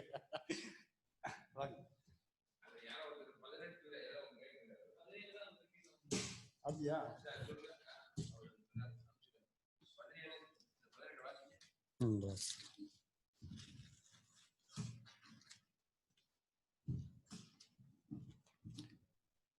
ஹரே கிருஷ்ணா. கபிலதேவருடைய போதனைகள் நம்முடைய மனதை தூய்மையா வச்சிருக்கிறதுக்கு 18 விஷயங்கள் நம்ம சொன்னது. யாரோ ஒருத்தர் ஒன்னு விட்டு போச்சுன்னு சொல்லி சொன்னாராம். பிரச்சனையில நான் படிச்சிடுறேன், 18மே படிச்சு சொல்லிடுறேன்.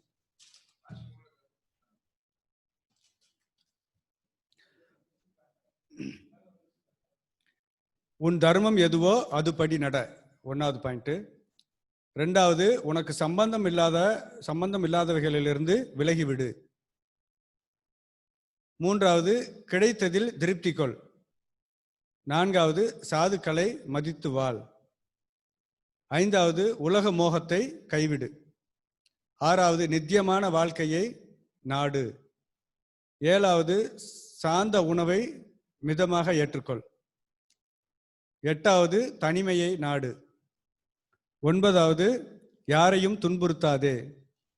10வது உண்மையே பேசு. 11 பொய்யை ஆதரிக்காதே. 12வது உதவிகளை எதிர்பாராதே. 13வது பிரம்மச்சரியம் கடைபிடி. 14வது தவ விரதங்களை கடைபிடி. 15வது தூய்மையாய் இரு. 16 குருவிடம் கற்றுக்கொள். 17 இறைவனை பூஜி. 18 இறைவனின் திருநாமம் சொல். எது விட்டு போச்சோ அதை கொஞ்சம் நோட் பண்ணிக்கோங்க. ஹரே கிருஷ்ணா.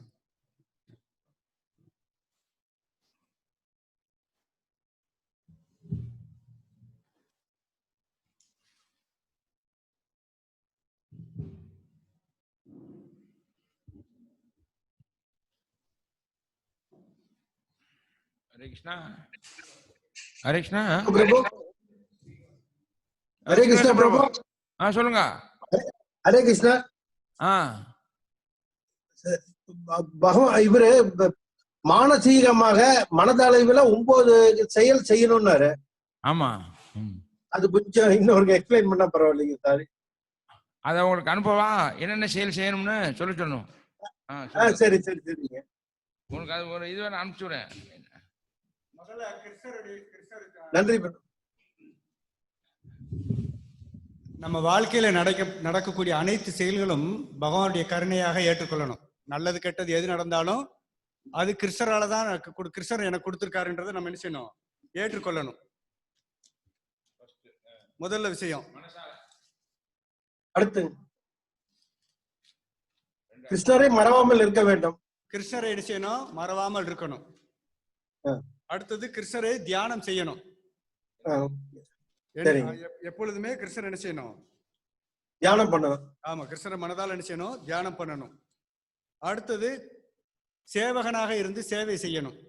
கிருஷ்ணருக்கு வந்து நம்ம வந்து சேவகன் அப்படின்ட்டு என்ன செய்யணும்? பகவானுக்கு சேவை செய்யணும். வீட்டுல நீங்க கிருஷ்ணர் படம் வச்சிருக்கீங்க இல்லையா? கிருஷ்ணருக்கு நம்ம பூ போடணும், ஒரு ஊதுபத்தி காமிக்கணும், அவருக்கு பிரசாதம் செஞ்சு படைக்கணும். இதெல்லாம் கிருஷ்ணருக்கு சேவகனா இருந்து செய்யக்கூடிய சேவை. அவர் வச்சிருக்கிற அந்த பூஜை அறையை என்ன செய்யணும்? தொடச்சி சுத்தம் பண்றது. இது மாதிரி பகவானுக்கு வந்து என்ன செய்யணும்? நம்ம சேவை செய்யணும், சேவகனா இருந்து. அதுக்கு அடுத்தது வந்து கிருஷ்ணர் என்ன செய்யணும்னா நண்பரா ஏற்றுக்கொள்ளணும். கிருஷ்ணர் வந்து நம்முடைய ஃப்ரெண்டு, நமக்கு நண்பர், உற்ற நண்பர் அவர் தான். அதனால அவர் நண்பரா ஏற்றுக்கொள்ளணும். 6வது பகவானுடைய சேவைக்காக வேண்டி மனதளவில் என்ன செய்யணும்? ஏதாவது பொருள் கொடுக்கணும். ஓகே. அடுத்தது அந்த பொருட்கள் வந்து தரம் வாய்ந்ததா இருக்கணும். நல்ல பொருளா கொடுக்கணும். மனசால தான் கொடுக்கிறோம். மனசால கொடுக்கறதும் நல்ல உயர்ந்த பொருட்கள், தரம் வாய்ந்த பொருட்களா இருக்கணும். 8வது முழு மனதுடன் கிருஷ்ணருக்கு சேவை செய்யணும். நீங்க நேரடியா செஞ்சாலும் சரி, மனசளவுல செஞ்சாலுமே முழு மனதோட என்ன செய்யணும்? பகவானுக்கு ரொம்ப விருப்பத்தோட, ஆசையோட, அன்போட என்ன செய்யணும்? சேவை செய்யணும். 9வதா கிருஷ்ணர்கிட்ட முழுமையா நம்ம என்ன செய்யணும்? சரணடையணும். நம்மளையே நம்ம ஆமா, நம்மளையே கிருஷ்ணருக்கு கொடுக்கணும். சோ இந்த 9. நன்றி பிரபு. ஹரே கிருஷ்ணா. ஹரே கிருஷ்ணா. நன்றி.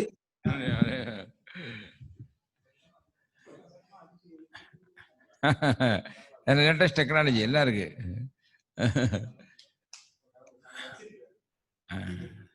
எல்லாரும் குறிச்சுக்கோங்க. ஏன்னா புரோபாதர் என்ன சொல்றேன்னா, நாம உடலால் உழைப்பதில்லை, மனதால் தான் உழைக்கின்றோம். ஏன்னா ஃபர்ஸ்ட் மனம்தான் நினைக்கணும், அதுக்கப்புறம் தான் உடல் போகும். சப்போஸ் இப்போ இங்க இருந்து நம்ம வந்து திருப்பதிக்கு போகணும் அப்படின்னா மனசு முதல்ல நினைக்கணும். ஸோ மனசு நினைச்ச பிறகுதான் உடலானது போகும். அதனால பிரபா சொல்ற, உடலால் நாம் உழைப்பதில்லை, மனதால் தான் உழைக்கிறோம். அதனால மனம் தான் ரொம்ப முக்கியம். ஏன்னா மனதில் தான் எண்ணங்கள் தோண்டிட்டு இருக்கும்.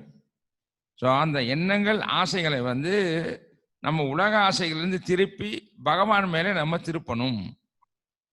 ஏன்னா கலியுகத்தில் வந்து ஒரு ரகசியம் புரோபத் சொல்லிக்காரு. கலியுகத்தில் வந்து செயல்களுக்கு மட்டும்தான் விளைவு உண்டு. நீங்க ஒரு செயல் செஞ்சிட்டீங்கன்னா அதுக்கு விளைவு வந்துடும். நல்லா புரிஞ்சுக்குங்க. நீங்க ஒரு செயல் செஞ்சிட்டீங்கன்னா அதுக்கு விளைவை நம்ம அனுபவிச்சே ஆகணும் கலியுகத்தில். ஆனா அதே நேரத்தில் மனதால நம்ம செய்யக்கூடிய செயல்களுக்கு பகவான் வந்து என்ன கருணையோடு கொடுத்துருக்காரு பாத்துங்க. இப்ப மனதால 2 செயலும் நடக்கலாம். ஒண்ணு நல்லதும் நடக்கலாம், தவறும் நடக்கலாம். மனசாலேயே நம்ம தவறுகளும் நிறைய நினைக்கலாம். ஆனா கலியுகத்துல வந்து மனதால தவறு நடந்தா அதுக்கு எந்த விளைவும் கிடையாது. ஆனால் மனதால நீங்க பகவானுக்கு எந்த நல்லது செய்யணும் நினைச்சாலுமே அதுக்கு விளைவுகளை கொடுக்கிறாரு அப்படிங்கிறாரு. பாத்துங்க பகவானுடைய கருணை. அதனால இப்ப சொன்னாரு, மனதார நீங்க வந்து எதனாலும் நல்லது பகவானுக்கு செய்யணும், சேவை செய்யணும், அதை செய்யணும், இதை செய்யணும், நீங்க எவ்வளவு தூரம் நினைக்கிறீங்களோ அந்த அளவுக்கு உங்களுக்கு பலன்களையும் கொடுக்குறாரு. இப்ப சொன்னாரு சனாதன கோசாமி வந்து மனதாலேயே ஸ்வீட் டேஸ்ட் பண்ணி அதே சாப்பிட்டு அதனாலே வழியே வந்துருச்சு அவருக்கு.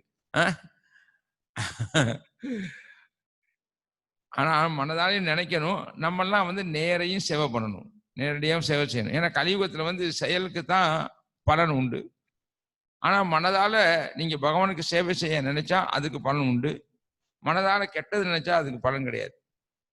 ஆனா மற்ற யுகங்கள் எல்லாம் மனசாலேயே நீங்க தப்பு நினைச்சிட்டீங்கன்னா அதுக்கு பலன் வந்துடும் உங்களுக்கு, மற்ற யுகங்கள் எல்லாம். அதனால கலியுகத்துல மட்டும் பாத்தீங்கன்னா, ஏன்னா நம்ம கலியுகத்துல எல்லாருக்கும் மனசே சரி இருக்காது, சுத்தமா இருக்காது. அதனால இப்ப சொன்னார் அக தூய்மை புற தூய்மை இது ரெண்டும் நம்ம கரெக்டா வச்சுக்கணும். ஸோ மனம் வந்து எப்பவுமே தூய்மையா இருக்கணும். ஏன்னா அர்ஜுனன் வந்து கிருஷ்ணன் அதான் கேட்கிறா, சஞ்சலைக்கு மன கிருஷ்ணா, என் மனம் ரொம்ப சஞ்சலம் அடையுது, நான் காற்ற கூட அடைக்கிறவேன், ஆனா மனசை அடக்க முடியல. ஏன்னா மனம் வந்து அடங்காதது, அமைதியற்றது, குழப்பம் நிறைந்தது, மிகுந்த சக்தி வாய்ந்தது. ஸோ மனம் வந்து மிகுந்த சக்தி வாய்ந்தது, ஸோ பவர்ஃபுல். நம்ம இங்கே தான் உட்காந்துருப்போம், அது எங்கே வேணாலும் போயிடும், அடங்காது, நம்ம சொல் பேச்சு கேட்காது. அதுக்கு சொன்னார் குரங்கு மாதிரி அது அடங்காது, அமைதியற்றது, அது அமைதியாக இருக்காது. அடுத்து குழப்பம் நிறைந்தது, இது செய்யணும்னு நினைக்கிறக்குள்ள அடுத்து மாறி போயிடுவோம். அதுக்கு தான் கர்ணன் சொன்னார், இந்த கையில கொடுக்குறது அந்த கையில கொடுக்கறதுக்குள்ள குழப்பம் போயிடும், வேண்டாம் வேண்டாம்னு சொல்லிடுவோம். ஆக இந்த 4 விதமான விஷயங்கள் அது போக நிறைய இருக்கு. குறிப்பா இந்த 4 வந்து பகவான் வந்து பகவத்கீதையில சொல்றார், மனதுடைய நிலை இப்படி இருக்கு அப்படின்னு. அப்ப பகவான் என்ன சொல்றாரு, ஆமா உண்மைதான், பகவானுடைய நிலைமை மனசுடைய நிலைமை அப்படித்தான். ஆனால் அந்த மனதை நீ சரியாக படுத்தனா நிலையான பயிற்சியினாலும் பற்றின்மையினாலும் நீ அந்த மனதை பக்குவப்படுத்த முடியும் அப்படிங்கிறாரு. அதனாலதான் பயிற்சி வேணும் நமக்கு. பற்றின்மை, பயிற்சியும் பற்றின்மையும் இருந்தால் மனதை நாம சரி பண்ண முடியும் அப்படின்னு பகவானே சொல்றார். அதனாலதான் புரோபாதர் வந்து நமக்கு கொடுத்துருக்கார் சாதன பக்தி. இந்த சாதன பக்தி பயிற்சியை நாம் வந்து செய்து கொண்டே இருந்தால் மனம் பக்குவமாயிரும். இந்த சாதன பக்தியை நம்ம செய்ய தவறிவிட்டோம் என்றால் மனம் அது இஷ்டத்துக்கு போயிடும், சொன்ன மாதிரி அது இஷ்டத்துக்கு ஓடி போயிடும். அதனாலதான் மற்ற இதுக்கெல்லாம் நம்ம வந்து யோகா பயிற்சி அந்த பயிற்சி இதெல்லாம் நம்ம பண்ணிட்டு இருக்கோம், அதனால ஒரு பிரயோஜனம் கிடையாது. ஆனால் ஆன்மீகத்துக்குன்னு புரோபதர் நம்ம கொடுத்துருக்கக்கூடிய பயிற்சி என்னன்னா, நம்ம பக்தர்கள் அதிகாலையில் எந்திரிங்க, பகவானுக்கு பூஜை பண்ணுங்க, 16 மாலை ஜபம் பண்ணுங்க, குருவுக்கு பூஜை பண்ணுங்க, பாகவதம் பகவத்கீதை படிங்க, பிரசாதம் எடுத்துக்கொள்ளுங்கள், அடுத்து உங்க கடமையில செய்யுங்க. இதான் இப்ப நம்ம கிரகஸ்தர்களுக்கு வந்து இதுதான். ஸோ இந்த பயிற்சியை நம்ம ரெகுலரா பண்ணிட்டே வந்தோம்னா வாரத்துக்கு ஒரு நாள் முழு நேரமா பக்தருடைய சங்கத்துல இருங்க. இது நம்ம செய்யப்படும் பொழுது மனம் வந்து பக்குவம் அடையணும். ஸோ அந்த பயிற்சி அப்படிங்கிறதுக்கு தான் நவலட்சண பக்தியை நம்ம கொடுக்குறாரு. சிரவணம், கீர்த்தனம், விஷ்ணு ஸ்மரணம், பாத சேவனம், அர்ச்சனம், வந்தனம், தாஸ்யம், சாக்கியம், ஆத்ம நிவேதனம். இந்த நவநித பக்தி பயிற்சியை நம்ம ரெகுலரா பண்றதுக்கு தான் இந்த நிகழ்ச்சியை நம்ம ஏற்பாடு பண்ணியிருக்கோம். சிரவணம், எல்லாரும் கேளுங்க. ஸோ இந்த பக்தி தொண்டில் மிக முக்கியமான பயிற்சி வந்து சிரவணம் தான். ஸோ நம்ம எந்த அளவு பகவானை பற்றிய கதைகளை கேட்கிறோமோ அந்த அளவுக்கு மனம் தூய்மை அடையும், அந்த அளவுக்கு மனம், ஏன்னா நம்ம வந்து கலங்கப்பட்டிருக்கோம் மனம். ஏன்னா முதல்ல நான் பகவத்கீதை படிக்கணும் அப்படின்னு சொல்லி மதுரையில் அவர் சங்குதரஸ் வந்தார், அவர்கிட்ட கேட்டேன். அவர் உங்கள் வீட்டிலே வந்து சொல்லி தரேன்னு சொன்னார். வந்த உடனே சொன்னார், காலையில் வந்தார், கிளாஸ் கொடுத்துட்டாரு. கிளாஸ் கொடுத்து முடித்த உடனே என்ன சொன்னார், நீங்கள் இந்த ஹரே கிருஷ்ண மந்திரம் ஒரு மாலை ஜபம் பண்ணுங்கன்னு சொன்னார். நான் சொன்னேன், நான் பகவத்கீதை தான் படிக்க போகிறோம், எதுக்கு இது ஜபம் பண்ணணும் அப்படின்னு சொல்லி அவரை கேட்டேன். நம்ம வந்து படிக்க போகிறது பகவத்கீதை, ஜபம் எதுக்கு பண்ணணும் அப்படின்னு சொல்லி அவர் கேட்டேன். ஏன்னா ஜபம் பண்ணுறதுக்கு எங்களுக்கு அப்போதான் ஆரம்பம், இதெல்லாம் எதுக்கு நமக்கு தேவையா அப்படின்னு சொல்லி அவரை கேட்டேன். அப்ப அவர் தான் சொன்னாரு, இது ரொம்ப புனிதமானது. நம்முடைய மனம் வந்து இன்னும் புனிதம் ஆகல. ஏன்னா மனதுல ஜட கலங்கங்கள் நிறைய இருக்கு. அப்பவும் நமக்கு புரியல. ஆனா அவர் சொன்னாரு, மனம் பக்குவமானா தான் இந்த விஷயங்களை உன்னால புரிந்து கொள்ள முடியும். நீங்க இப்போதைக்கு 1 மாலை ஜெபம் பண்ணுங்க அப்படின்னு சொல்லி சொன்னார். அதுல இருந்து டெய்லி 1 மாலை ஜெபம் பண்ணிடுவேன். 1 மாலை ஜெபம் பண்ணிட்டே இருப்பேன். அப்ப மனம் புனிதமாக தூய்மை அடையும் பொழுதுதான் இந்த விஷயங்களை நம்மளால புரிந்து கொள்ள முடியுது. அப்படி இல்லைன்னா நம்மளால இந்த பாகவதம் பௌத்திகரமான படிச்சு புரிஞ்சு கொள்ள முடியாது. ஏன்னா அப்ப மனம் கலங்கமா இருக்கிறதுனால, அதனாலதான் ப்ராசஸ், சிம்பிள் ப்ராசஸ் கொடுத்தாரு. சிரவணம், கீர்த்தனம், விஷ்ணுகு ஸ்மரணம். அப்ப அந்த ப்ராசஸ் நம்ம எடுத்துக்கொள்ளப்படும் பொழுது மனம் தானா பக்குவமாயிருது. அதானே இப்ப நம்ம என்னென்னமோ செஞ்சுட்டு இருந்தோம். இப்ப எந்த இதுவும் இல்லாம நம்ம பாட்டுக்கு பக்தியில நம்ம சுலபமா நம்ம சௌரியமா நம்ம பக்தி செஞ்சுட்டு இருக்கோம். இந்த கட்டுப்பாடு, உணவு கட்டுப்பாடு. இன்னைக்கெல்லாம் சாதாரண மனிதனால உணவே கட்டுப்படுத்த முடியல, நாக்கே கட்டுப்படுத்த முடியல. ஆனா நம்ம இந்த பக்தி பண்றதுனால நாக்கையிலே நம்மளால கட்டுப்படுத்த முடியுது. இது எல்லாத்துக்கும் காரணம் என்னன்னா மனம்தான் காரணம். ஸோ அதனால சொல்றேன், மனதை வந்து ரொம்ப பக்குவப்படுத்தணும். அந்த மனதை பக்குவப்படுத்த தவறி விட்டோம்னா சொன்ன மாதிரியா அதுதான் நமக்கு எதிரி ஆயிருது. ஸோ எதிரியும் நண்பனும் நம்ம கூடயே தான் இருக்கான். எதிரி எங்கேயும் வெளியும் இல்லை, நம்ம கூடயே தான் இருக்காரு. ஆனா அந்த மனதை மட்டும் நம்ம சரி பண்ணிட்டோம்னா எல்லாமே நமக்கு பக்குவமாயிருவோம், சக்சஸ் ஆயிட முடியும். அதனாலதான் அர்ஜுனன் வந்து பகவான் சொன்னார், பயிற்சியும் அப்பியாசமும். அப்பியாசமும் வைராக்கியமும் இருந்தால் உன்னால் மனதை பக்குவப்படுத்த முடியும். அதனாலதான் ஒரு ஆன்மீக குருவினுடைய வழிகாட்டுதன் கீழே நாம் அந்த பயிற்சியை செய்யப்படும் பொழுது நமக்கு பக்குவமாகுது. ஸோ அதனாலதான் புரோபார் வந்து உலகத்துல எல்லா நாட்டில இருந்தாலும் இதே ப்ராசஸ் தான்.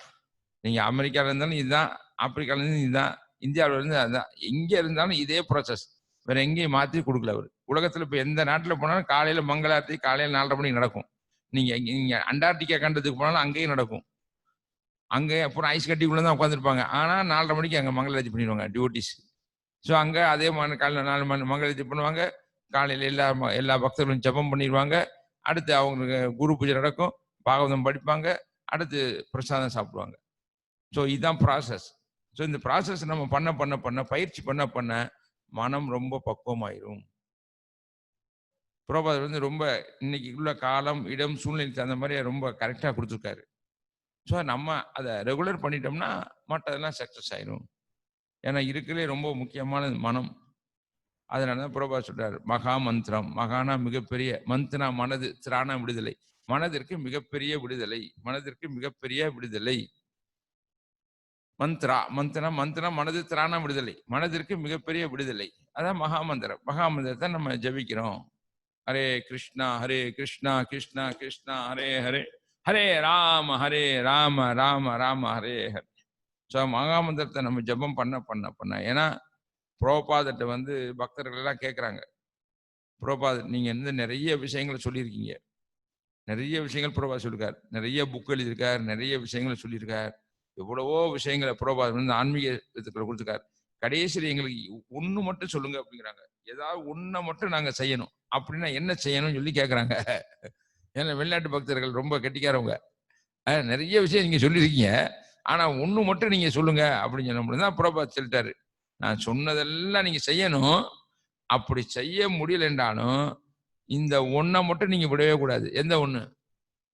ஹரே கிருஷ்ணா கிருஷ்ண கிருஷ்ணா ஹரே ஹரே, ஹரே ராம ராம ராம ஹரே ஹரே. இந்த நாம ஜபம் தான் உன்னுடைய உயிர் நாடி. ஏன்னா கலியுக தர்மம் அதுதான். ஹரிநாம ஜபம் தான் கலியுகத்துக்குன்னு கொடுக்கப்பட்ட தர்மம். அதனால ஏன்னா இது பண்ணுனா மற்றதெல்லாம் வந்துடும், மற்றதெல்லாம் தானா வந்துடும். எப்படி ரயில் வண்டியில் வந்து இன்ஜின் இழுத்துட்டு போனா கூட்ஸ் எல்லாம் பின்னாடி போற மாதிரியா, இந்த நாம ஜபத்தை நம்ம சரியான முறையில கேட்டு சிரவணம், கீர்த்தனம் இது ரெண்டும் கரெக்டா இருந்தா மற்ற எல்லா விஷயமும் பக்தி துணில உள்ள எல்லாமும் தானா வந்துடும். ஸோ அதனால பக்தர்கள் கேட்டதுக்கு வந்து புரோபாதர் கொடுத்துருக்க இது சொன்னது கடைசி தான் சொன்னாரு, நீங்க எதை விட்டாலும் ஜபத்தை விடவே கூடாது. ஜபம் தான் உங்களுடைய எல்லாத்துக்கும் மூச்சே, அதான் நமக்கு. அதனால கலியுகத்துல வந்து குறிப்பா கொடுக்கப்பட்டிருக்கிறது நாம ஜபம் தான். ஸோ அதனால அது ஜபம் பண்ணத்தான் இந்த மனமானது தூய்மை அடையும். எப்ப மனம் தூய்மை அடையுதோ மனம் தூய்மை அடையத்தான் பகவானை நம்மளால தெரிந்து கொள்ள முடியும், புரிந்து கொள்ள முடியும். இல்லைன்னா கலங்கப்பட்ட மனசுல ஒண்ணு தெரிஞ்சு கொள்ள முடியாது. அதனாலதான் மகாபிரபு சேத்தோ தர்ப்பண மாஜனம் பவ மகாதவா அக்கினி நிர்வாப்பணம். ஸோ அந்த அந்த மனசுல வந்து பல கோடி பிறவிகளை உள்ள அழுக்கு இருக்கு. அதை பூரா நம்ம என்ன செய்ய வேண்டியிருக்கு? எடுக்க வேண்டியிருக்கு. ஸோ அப்போ அக்கினி போட்டு அதை காலி பண்ணிடணும். குப்பை நிறைய இருந்தால் என்ன செய்யணும்? ஒரு நெருப்பு பொரியை போட்டால் போதும், அதை அவ்வளோ எரிச்சிடும். அதே மாதிரியா ஹரிநாமங்கிற நெருப்பை நம்ம உள்ள போடும் பொழுது மனசில் உள்ள எல்லா அழுக்குகளும் தூய்மைப்படுத்தப்பட்டு விடுகின்றன. அதனால மனம் மிக மிக முக்கியமான பங்கு வகிக்கக்கூடிய விஷயம். எல்லாத்துக்கும் காரணம் மனம்தான். இந்த மனதை பக்குவப்படுத்தக்கூடிய உபாயமும் நமக்கு சாஸ்திரங்களும் கொடுக்கப்பட்டிருக்கு. பிரபுபாதரும் கொடுத்தார், சைத்தன்ய மகாபிரபு எளிமையாக கொடுத்தார். நம்ம வேலை அப்படியே கடைபிடிக்க வேண்டியதுதான். நம்ம வேலை என்னது? Simple, follow the process. Simple, we follow the process. அதை கடைபிடிச்சோம்னா நம்ம இந்த வாழ்க்கையிலையும் ஜெயிச்சிடலாம், பகவானுடைய ராஜ்யத்துக்கு நம்ம சுலபமாக அடைய முடியும். ஸோ நல்ல வாய்ப்பு பிரபுபாதர் நமக்கு கொடுத்துருக்கிறார். ஸோ எல்லா பக்தரும் தயவு செய்து இதை சிறப்பாக பயன்படுத்திக் கொள்ளுங்க. ஹரே கிருஷ்ணா. ஹரே கிருஷ்ணா. யார் கேள்வி இருக்கா? ரொம்ப ரொம்ப யூஸ்ஃபுல்லான ப்ரோக்ராம் இருக்கு. ஏன்னா முன்னெல்லாம் இப்பெல்லாம் தூங்குன கனவுல கூட நீங்க தான் வரீங்க. கிளாஸ், ஜூம், அந்த எல்லாரும் லெக்சர் கொடுக்குற மாதிரி தான் கனவுல கூட எல்லாமே வரீங்க. ரொம்ப ரொம்ப உற்சாகமா இருக்கு. இப்ப ப்ரீச்சிங் நிறைய பேர் பண்றீங்க. இப்ப ஃபர்ஸ்ட் எல்லாம் வந்து பக்தி ரிக்ஷால வந்து நம்ம பார்த்து அதை பத்தி சொல்லுவோம், பகவத்கீதை ஒரு ஸ்லோகம் அது விளக்கம் சொல்லுவோம். ஆனா இப்போதான் வந்து ப்ரீச்சிங்னா எப்படி பண்ணணும் அப்படின்றதும் நான் வந்து புரிஞ்சுக்கிட்டேன். எப்படி வந்து ஸ்லோகாஸ் எப்படி எடுத்து சொல்லணும், எப்படி வந்து சைத்தன்ய மகாபிரபு சொன்னதெல்லாம் எப்படி சொல்லணும் அப்படின்றதெல்லாம் இப்ப நாங்க கத்துக்கிட்டோம். All credits to Balram Govindadas. ரொம்ப ரொம்ப தேங்க்ஸ். இத நிறைய அந்த மாதிரி பண்ணி எங்களை இன்னும் நீங்க உற்சாகப்படுத்தணும். ஹரே கிருஷ்ணா. அதனால உங்களுக்கு கவர்மெண்டே உற்சாகம் கொடுத்து 17ஆம் தேதி வரை இழுத்துருச்சு. ஸோ 17ஆம் தேதி வரை உங்களுக்கு எல்லாம் வந்து பகவான் பார்த்தாரு. ரைட் ரைட், இன்னும் நிறைய பேருக்கு கேட்க வேண்டியிருக்கு. அதனால 17ஆம் தேதி வரை எக்ஸ்டெண்ட் பண்ணிட்டாரு கொரோனா வைரஸ்னால. நாம சொல்லும் போது கண்ணுல இருந்து தண்ணி வரணும், பிரேமே வரணும்னு சொல்லுவாங்க. ஆனா அதெல்லாம் உணர முடியல. இப்பெல்லாம் பார்த்தா பக்தர்களை பார்த்தா அந்த லெக்சர் கேட்கும் போதே மனசு ஒரு எப்படி சொல்றது, அந்த கருணையில இருக்கிற மாதிரி ஒரு ஃபீல் ஆகுது. அந்த நாம சொல்லும் போது ஒரு கண்ணெல்லாம் லைட்டா ஒரு கலங்குது. அது எப்படி சொல்ல புரியல. ஆனா இவ்ளோ நானும் 19 வருஷமா நானும் ட்ரைனிங் எடுத்திருக்கேன்.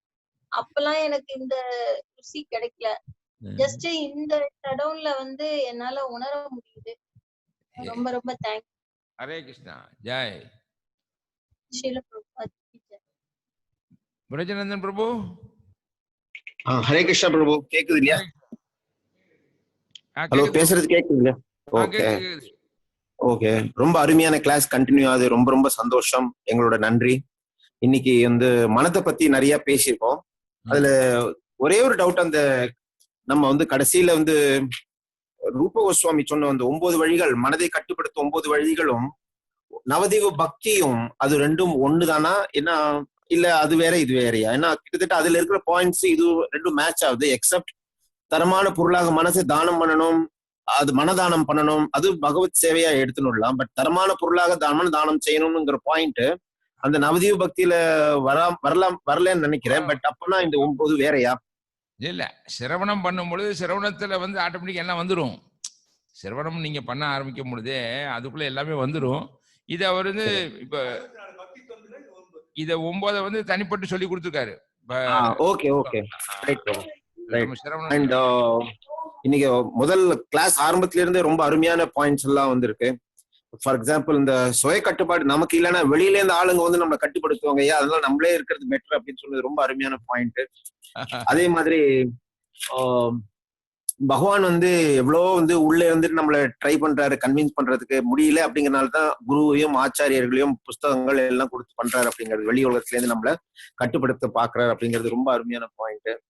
அதே மாதிரி பகவானை நண்பனா ஏற்றுக்கொள்ளணும், நம்ம வெளியில போறச்சே கூட அவர்கிட்ட குட் பை சொல்லிட்டு போகணும் அப்படின்னு சொன்னது ரொம்ப டச்சிங். ஆமா, நம்ம அன்றாடம் புரோபாதர் அதான் சொன்னாரு, நம்ம அன்றாடம் பகவான கூட நம்ம என்ன செய்யணும், பேசிட்டே இருக்கணும். கரெக்ட். ஆமா. அண்ட் அது நம்ம குழந்தைகளுக்கும் நம்ம சொல்லி தரலாம். நாங்களும் சில்ட்ரன்ஸ் கிளாஸ் எடுக்கிறச்சு அதை நான் சொல்லி கொடுக்குறேன் இனிமேல்.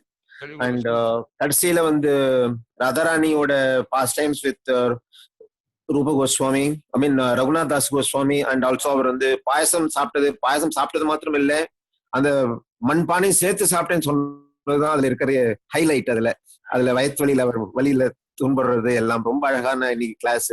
ஸோ தினமும் இந்த மாதிரி கேட்கறதுக்கு நாங்க கொடுத்து வச்சிருக்கணும், வந்து சேர்றோம். உங்கள் சேவை தொடரணும். ஹரே கிருஷ்ணா.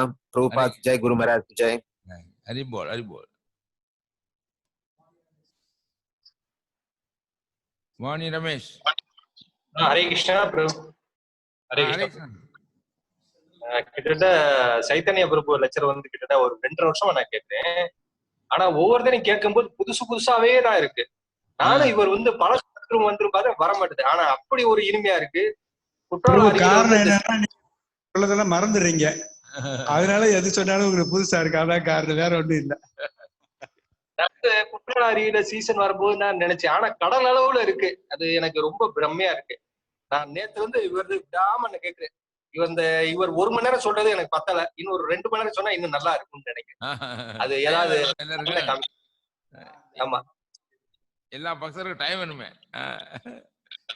கொடுத்துருவோம். இன்னும் 14 நாள் எக்ஸ்ட்ரா இருக்கு, அதுல உட்காந்து பேசலாம். தேங்க்யூ. ஹரே கிருஷ்ணா. ஹரே கிருஷ்ணா. கனகோபால் தாஸ். ஹரே கிருஷ்ணா. கனகோபால் பேசுறேன், தனாத்மா பிரபு. நம்ம சைத்தன்ய பிரபு கிளாஸ் வந்து பாயிண்ட் டு பாயிண்டா சொன்னாரு. நிறைய அவர் சொல்லியிருக்காரு கிளாஸ். அதுல முக்கியமானது வந்து இந்த பகவானுக்கு நன்றி சொல்லணும்ன்றத வந்து பழக்கத்தை உண்டாக்குறது ஒண்ணு. அது போல வந்து நம்மளுக்கு வந்து குரு மகாராஜுக்கும் நம்மளுக்குமே மானசீகமான உறவு இருக்கு. ஏன்னா நம்ம வந்து அவர் உறுதி வாங்கினாரு, டெய்லி நான் 16 சாண்டிங் பண்ணுவேன், 4 ரெகுலேட்டிவ் பிரின்சிபிள்ஸ் ஃபாலோ பண்ணுவேன். அப்புறம் வந்து அகில உலக கிருஷ்ண பக்தி இயக்கத்துக்கு நான் வந்து சேவை செய்வேன்னு சொல்லி அவர் வந்து பாண்டல எல்லாம் கையெழுத்துலாம் அவங்கள யாரும் சாட்சியெல்லாம் வைக்கல. ஆனா அவர் வந்து நம்ம ஆத்மார்த்தமா வந்து சொன்னாரு. அந்த சொல்ல வந்து இன்னைக்கு இதுவரை நம்ம பக்தர், அதாவது அதை கடைபிடிக்கிறவங்களும் என்ன செய்யறோம், தீவிரமா கடைபிடிக்கிறோம். அதே மாதிரி பகவான் வந்து இந்த மாதவேந்திர பூரிக்கு வந்து செஞ்ச உதவி மாதிரி நம்ம பகவான் எல்லாத்தையும் செய்யறாரு. மாதவேந்திர பூரிக்கு வந்து அவர் வந்து ஒரு சின்ன சந்தையில உட்காந்துருக்காரு. அவர் சீராச்சோர கோபிநாத் பகவான் வந்து என்ன செய்யறாருன்னா அந்த ஸ்வீட் ரைஸ் எடுத்து கொண்டு போய் கொடுத்து விட சொல்றாரு. அதனால பகவானுக்கும் நம்மளுக்கும் உள்ள உறவு எப்போ உண்டாகும்னா குரு சொல்றதை ஃபாலோ பண்ணும்போது அதை வந்து நல்ல பக்தர்கள் வந்து பிரச்சாரத்தின் மூலம் நம்ம கடுமையா சொல்றாங்க. கடுமையானா இது வந்து எல்லாம் இப்போ கொரோனா நோய் பாதிச்சதுனால மக்கள் பூரா மந்தமா இருக்கிறவங்க பூரா நல்லா அருமையா பேசுறாரு சைத்தன்ய கோபிநாத். அதுக்கு நீங்க ஒரு காரணமா இருக்கீங்க. அதனால நம்ம பக்தர்கள் எல்லாம் சார்பா உங்களுக்கு ரொம்ப நன்றி சொல்லிக்கிறேன். சைத்தன்ய கோபிநாத் நல்லா சொல்லிக்கிறோம். அதே மாதிரி நான் ஏற்கனவே நம்ம விஜயவாசி பேசும்போது நம்ம கதம்ப கிருஷ்ண பிரபு, அப்புறம் நம்ம கோயம்புத்தூர்ல இருக்காருங்க பிரபு, அவரு பேரு, இவங்களெல்லாம் கொஞ்சம் அப்பாயின்மெண்ட் வாங்கி அந்த செஷன் கொடுக்க சொன்னேன். அதையும் கொஞ்சம் ஃபாலோ பண்ணுங்க. 3ஆம் தேதி வரை ஆல்ரெடி ப்ரோக்ராம் போட்டோம்.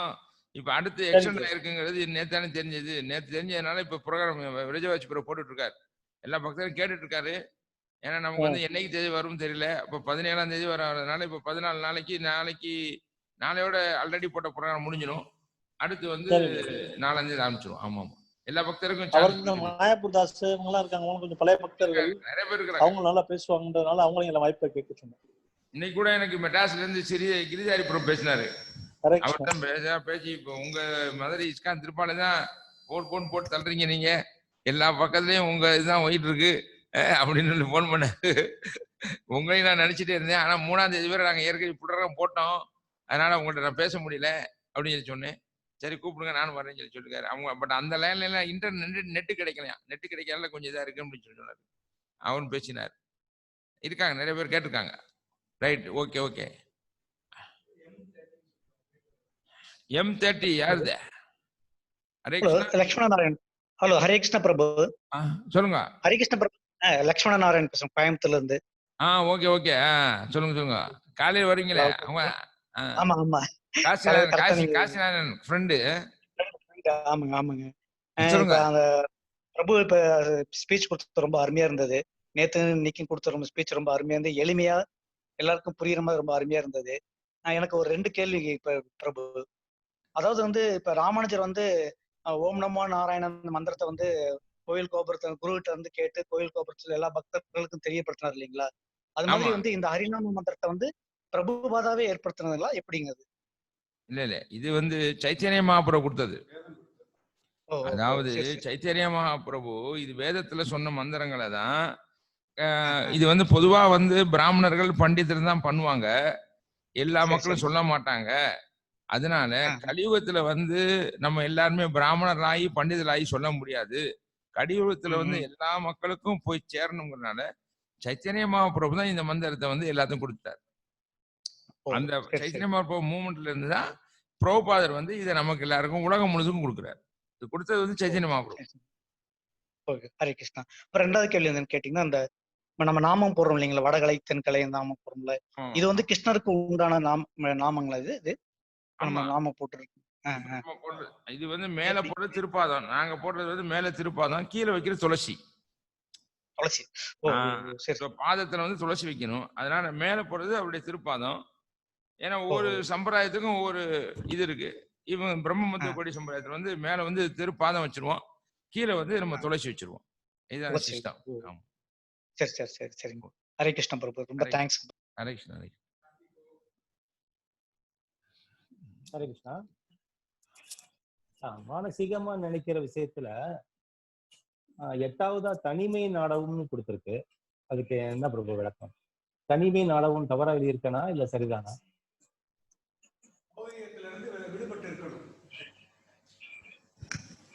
பௌதிகத்திலிருந்து தனிமை நாடகம் சொன்னா அந்த 18 விஷயங்கள் சொன்னேன். தனிமை நாடகம்.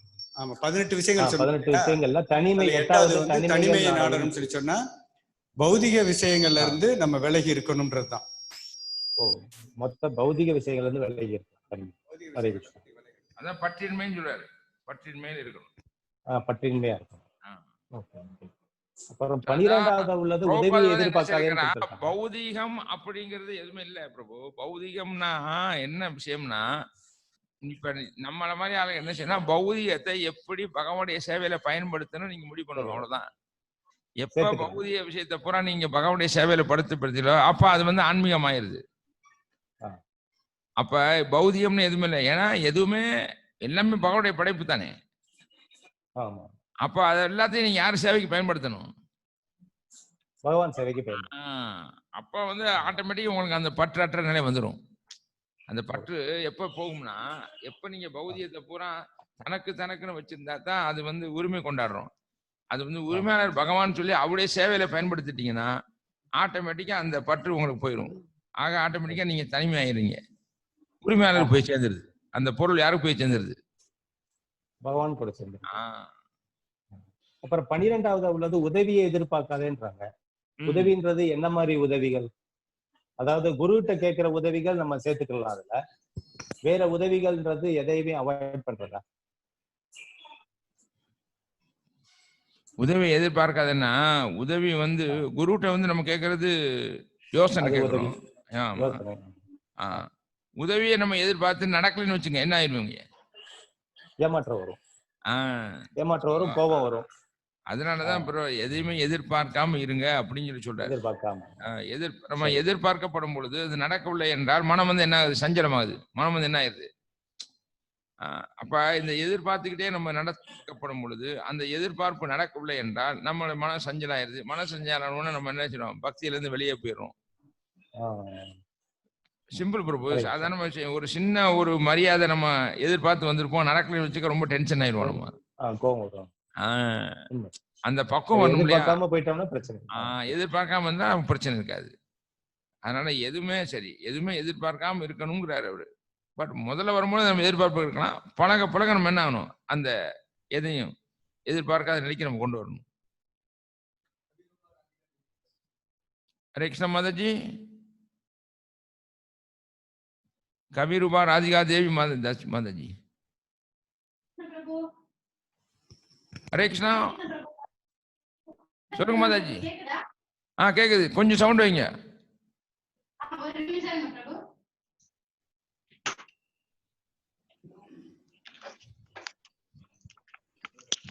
ஹரே கிருஷ்ண பிரபு. இப்ப கேக்குதா பிரபு? கேக்குது. நல்லா கேக்குது.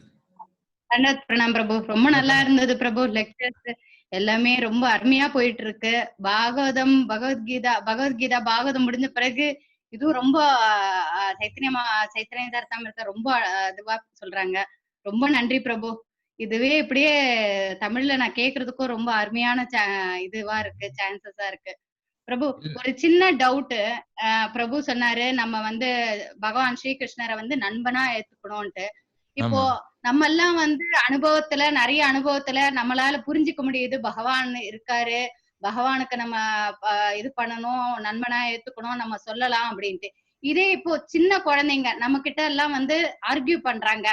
அதாவது இந்த காலத்து பசங்க எல்லாம் வந்து பிராக்டிக்கலா தியரியா நம்ம வந்து சொன்னோம்னு வச்சுங்க, இந்த மாதிரி நம்ம சாஸ்திரத்துல சொல்லியிருக்காங்க, இந்த மாதிரி பண்ணணும், அப்படி பண்ணணும், நீ பகவானை இப்படி நண்பனா எடுத்துக்கணும்னா இது சொல்ல மாட்டேன்.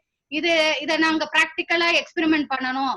எங்க பகவான், ஆமா நாங்க சொல்றோம். இப்ப எனக்கு சில்ட்ரன் கிளாஸ்ல நான் வந்து எடுக்கிறேன் பாலச்சோ சில்ட்ரன் கிளாஸ். அப்ப நான் சொல்லுவேன் பகவான் இந்த மாதிரி இருக்காரு, பகவான் இப்படி இருக்காரு, கோலோக விருந்தாவன்ல இருக்காருன்ட்டு. ஆனா அதெல்லாம் கொஞ்சம் கற்பனையில தான் அவங்க பாத்துக்கணும். இப்ப வந்து பிரபு சொன்னாரு நாய கூட நண்பரா எடுத்துக்கிறான். ஏன்னா நாய பாக்குறாங்க, வீட்டுல நாய வந்து உயிரோட பாக்குறாங்க, அது இருக்குது, நண்பரா ஏத்துக்கிறாங்க அப்படின்னுவாங்க. இல்ல நான் சில்ட்ரனோட, அதாவது குழந்தைங்களோட இது எனக்கு கொஞ்சம் கஷ்டமா இருக்கு அவங்களுக்கு புரிய வைக்கிறப்போ. நான் நாய் தான் இங்க இருக்கேன், இங்க பாக்குறேனே, நான் உயிரோட இருக்கிறதே பாக்குறேனே, நான் அதான் ஃப்ரெண்டா பெட்டா எடுத்துக்கிறேன். நான் வந்து பகவான நான் அவரை பார்க்கவே இல்லையே, பார்க்க முடியலையே எனக்கெல்லாம், நீ அவரை எடுத்து நண்பனா எடுத்து வேணா என்ன அர்த்தத்துல சொல்ற, அர்த்தம் என்ன அப்படின்ற மாதிரி எல்லாம் நிறைய ஆர்கியூமெண்ட், நிறைய கொஞ்சம் நல்ல இன்டெலிஜென்ட்டா கொஸ்டின் கேக்குறாங்க. நமக்கு புரியுது, நம்ம அனுபவம், நம்ம வயது இதாகி நமக்கு புரியுது பகவான் இப்படி எல்லாம் நம்ம இது பண்ணணும், தியானிக்கணும் அதுன்ட்டு. குழந்தைங்க கிட்ட நம்ம எப்படி பேசுறது, எப்படி சொல்றதுன்ட்டு சில சமயத்துல கொஞ்சம் திணறுது. ஏதாவது கொஞ்சம் உங்களுக்கு உங்க நம்பர் கொடுங்க. நாங்க குழந்தைகளுக்கு சரியா ட்ரைனிங் பண்றதுக்குன்னு ஒரு குரூப் வச்சிருக்கேன். ஆமா, அவங்களுக்கு உங்களை கான்டாக்ட் பண்ணி விடுறேன் நானு. சோ நீங்க அவங்களை கான்டாக்ட் பண்ணி. நீங்க எந்த ஊர்ல இருக்கீங்க? நான் துபாய்ல இருக்கேன் பிரபு. நான் உங்களுக்கு அவங்களோட கான்டாக்ட் பண்றேன். நீங்க இப்ப நாங்க குழந்தைகளுக்கெல்லாம் வந்து எப்படி ட்ரைனிங் கொடுக்குறோம், எப்படி செய்யறோம், அது நீங்க சிம்பிள் வந்து வேற ஒண்ணும் இல்லை. அது இப்ப நீங்க சொல்லலாம், ஈஸியா சொல்லலாம். இப்ப கொரோனா வைரஸ் இருக்கு. இந்த கொரோனா வைரஸை யாரும் பார்த்திருக்கமா? பார்க்கல, யாரும் பார்க்கல. ஆனா இப்ப எல்லாரும் கேக்குறோம், கொரோனா வைரஸை நம்ம யாரும் மைக்ரோஸ்கோப்ல எல்லாம் பார்த்திருக்கோம், இது உருவத்துல காமிக்கிறாங்க, இப்படி எல்லாம் அந்த உருண்டையா இருக்கிற மாதிரி அப்படி எல்லாம் பேப்பர்ல நாங்க பார்த்திருக்கோம் அப்படின்றாங்க. இல்ல குழந்தைங்க ரொம்ப அறிவாளியா இருக்காங்க. அதான் மாதாஜி, அப்ப ஒரு டாக்டர் சொன்னதை நம்ம ஏத்துக்கிட்டோம், அதானே உண்மை. இப்ப கொரோனா வைரஸ் இருக்கிறது நம்ம யாரும் பார்க்கல. ஆனா ஒரு டாக்டரோ ஒரு அதிகாரியோ சொல்றத வந்து நம்ம எல்லாரும் என்ன செய்யறோம், ஏத்துக்கிறோம். அதே மாதிரிதான் பகவான் இருக்காருங்கிறத ஆச்சாரியர்களும் சாஸ்திரங்களும் சொல்றத நம்ம என்ன செய்யறோம், ஏத்துக்கிறோம். நம்ம இப்ப கொரோனா வைரஸ் யாரும் பார்க்கல. இப்ப எவ்வளவு பேர் இருக்கிறாங்க, எல்லாம் டாக்டர் வந்து சொல்றாரு, நம்ம போய் டாக்டர் நேரா கேட்ட நீங்க பாத்தீங்கன்னா கேட்ட தெரியாதுன்னு சொல்லுவாரு. அவர் யாரும் பார்க்கல. ஆனா அவர் சொல்றதை நம்ம என்ன செய்யறோம், இன்னைக்கு நம்பிக்கிறோம். அதே மாதிரிதான் பகவான் இருக்கிறதே நம்ம உணர்வுபூர்வமா சில காரியங்கள் அவங்களுக்கு சொல்லி தரணும். நீங்க உங்க நம்பரை கொடுங்க, நான் உங்களை கான்டாக்ட் பண்ண சொல்றேன். அவங்களுக்கு நீங்க எப்படி டீல் பண்றதுங்கிறத நீங்க கொஞ்சம் கொஞ்சமா, இப்ப நீங்க சொல்றது கேள்வி கரெக்ட் தான். இன்னைக்கு பிள்ளைங்க வந்து யாரும் சொன்னவொன்னு கேட்க மாட்டாங்க. அவங்க வந்து 1000 கேள்வி கேட்பாங்க. ரெண்டாவது நாம நடைமுறை வாழ்க்கையில அவங்க நடந்தும் காமிக்கணும். நடைமுறை வாழ்க்கையில நம்ம என்ன செய்யணும், நம்ம நடந்து காமிக்கணும். எல்லாமே பகவானே வந்தாலும் கூட அவங்களுக்கு டவுட்டா வருது. இப்போ பகவான் வந்தா கூட இது பகவானா எப்படி நீ சொல்ற அப்படின்ற அளவுக்கு கேள்வி கேக்குறாங்க. அவங்களுக்கு அந்த நம்பிக்கை வந்து ரொம்ப இது இருக்கு. ஏன்னா கலியுகத்துல வந்து மாதாஜி, கலியுகத்துல வந்து ஜட விஷயங்கள் அதிகமாயிருச்சு. ஜட விஷயங்கள் வந்து அதிகமானதுனால அவங்களுக்கு வந்து குழப்பங்கள் அதிகம். இப்ப அந்த காலத்துல ஜட விஷயம்லாம் அவ்வளவு கிடையாது. இன்னைக்கு கலியுகத்துல அப்படி கிடையாது. இப்ப உங்க ஊர்ல எல்லாம் நிறைய மாலு அது இது என்னென்னமோ இருக்கும். அப்ப அவங்க எல்லாம் அங்க எல்லாம் சுத்தி பாக்குறாங்க. அப்ப ஜட விஷயங்களுக்கு மூழ்கிறாங்க. அதனால அவங்கள வந்து அதுல இருந்து விடுபடுறது கொஞ்சம் கஷ்டம்தான். ஆனாலும் நம்ம முயற்சி செய்யலாம். நம்ம என்ன செய்யலாம், முயற்சி செய்யலாம். குழந்தைகளுக்குன்னு சொல்லி நாங்க நிறைய சிஸ்டம் வச்சிருக்கிறோம். நான் அவங்களோட கான்டாக்ட் பண்ண சொல்றேன். உங்க போன் நம்பரை எங்களுக்கு அனுப்பிச்சிருங்க. நான் அவங்கள கான்டாக்ட் பண்ண சொல்றேன். என்னென்ன செய்யறோங்கிறத அவங்ககிட்ட இருந்து கேட்டுக்குங்க. Okay, thank you thank you. Okay. Hare Krishna.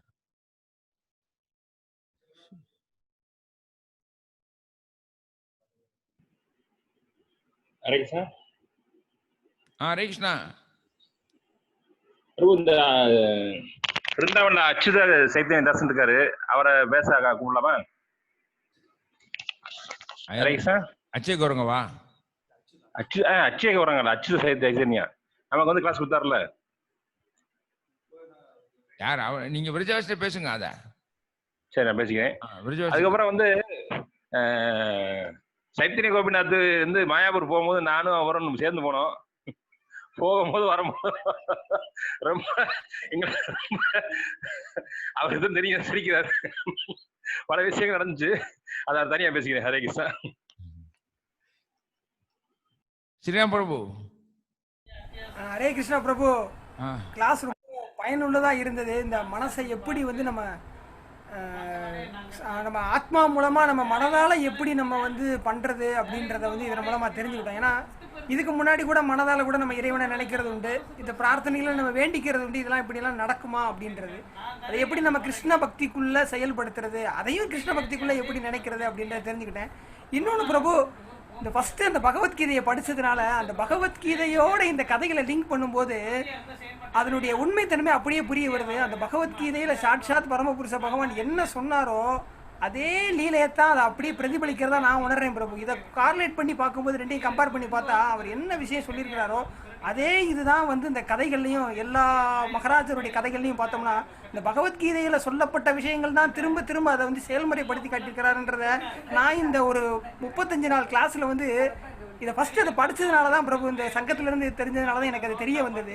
எல்லாமே அந்த பக்தி தான் உறுதிப்படுத்தக்கூடிய தன்மை. ஏன்னா பகவான் எல்லா ஸ்லோகத்தையும் நான் இருக்கிறேன் என்பதை உணர்வாயாகன்றத அவர் இந்த லீலைகள் மூலமா சொல்றது மூலமா நான் அதை கம்பேர் பண்ணி பார்க்கறேன். அப்ப இது எந்த அளவுக்கு உண்மை, இது சாட்சாத், இது நிரூபணம் தான். பல கோடி வருஷத்துக்கு முன்னாடி நடந்த ஒரு விஷயத்தை கூட தடைப்பட்டிருந்தாலும் கூட திரும்பவும் அந்த பகவத்கீதையின் மூலமா பண்ணும்போது சொன்ன எல்லா கருத்துக்களையும் நான் அதன் மூலமா தான் பிரபு நான் லிங்க் பண்ணி பார்க்கறேன். ரொம்ப அருமையா இருக்கு, மிகவும் அற்புதமா இருக்கு. இதை நம்ம வந்து நிறுவனமா சொல்றதை விட அதை செயல்முறைப்படுத்தி பார்க்கும்போது தான் பிரபு தெரியுது. ஏன்னா எல்லாருமே நம்ம செயல்முறைப்படுத்தணுன்றதுலயே நேரத்தை செலவழிக்கிறோமே தவிர இந்த மாதிரி விஷயங்களை பண்ணும்போது தான் பிரபு எங்களுக்கு எளிமையா புரிய வச்சிருக்கீங்க. அந்த சங்கத்தின் மூலமா கிடைச்சதுக்கு நான் ரொம்ப பாக்கியம் செஞ்சிருக்கேன் பிரபு. ஹரே கிருஷ்ணா. ஹரே கிருஷ்ணா. அதான் விஞ்ஞானம். ஞானம் விஞ்ஞானம். விஞ்ஞானம்னா நம்ம நடைமுறைப்படுத்தப்படும் பொழுது அதை புரிந்து கொள்ள முடியும். அதான் விஞ்ஞானம் சொல்றாரு. ஞானம் இப்ப நீங்க உணர ஆரம்பிச்சிட்டீங்க இல்லையா? உணர்ந்துட்டோம்னா போதும்.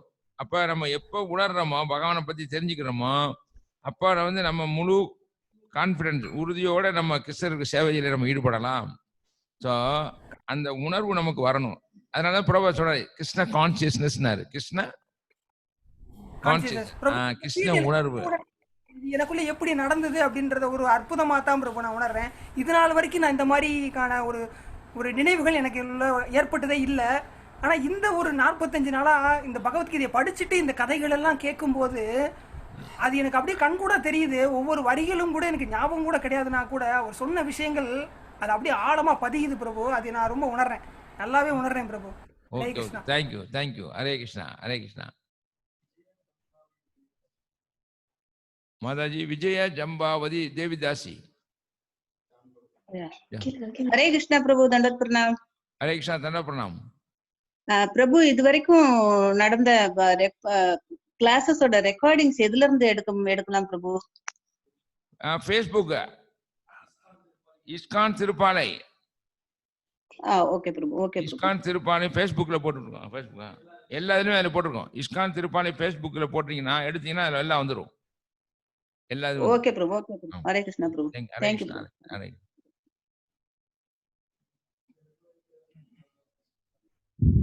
யாரு? தர்ம சக்கரவா? ஹரே கிருஷ்ணா பிரபுஜி. தண்டத்பிரணாம். தரணிதர். ஓ தரணிதர் பிரபு, நல்லா இருக்கீங்களா?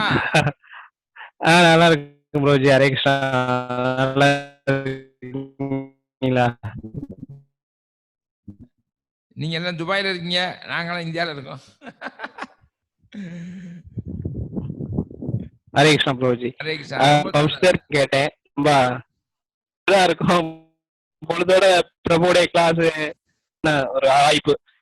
நானும் வந்து கிட்டத்தட்ட ஒரு 45 நாளா கேட்டுக்கிட்டே இருக்கேன். பிரபுவோடைய சர்லீலா பிரபுவோடைய கிளாஸ்ல இருந்து தொடங்கி கேட்டுக்கிட்டே இருக்கோம்.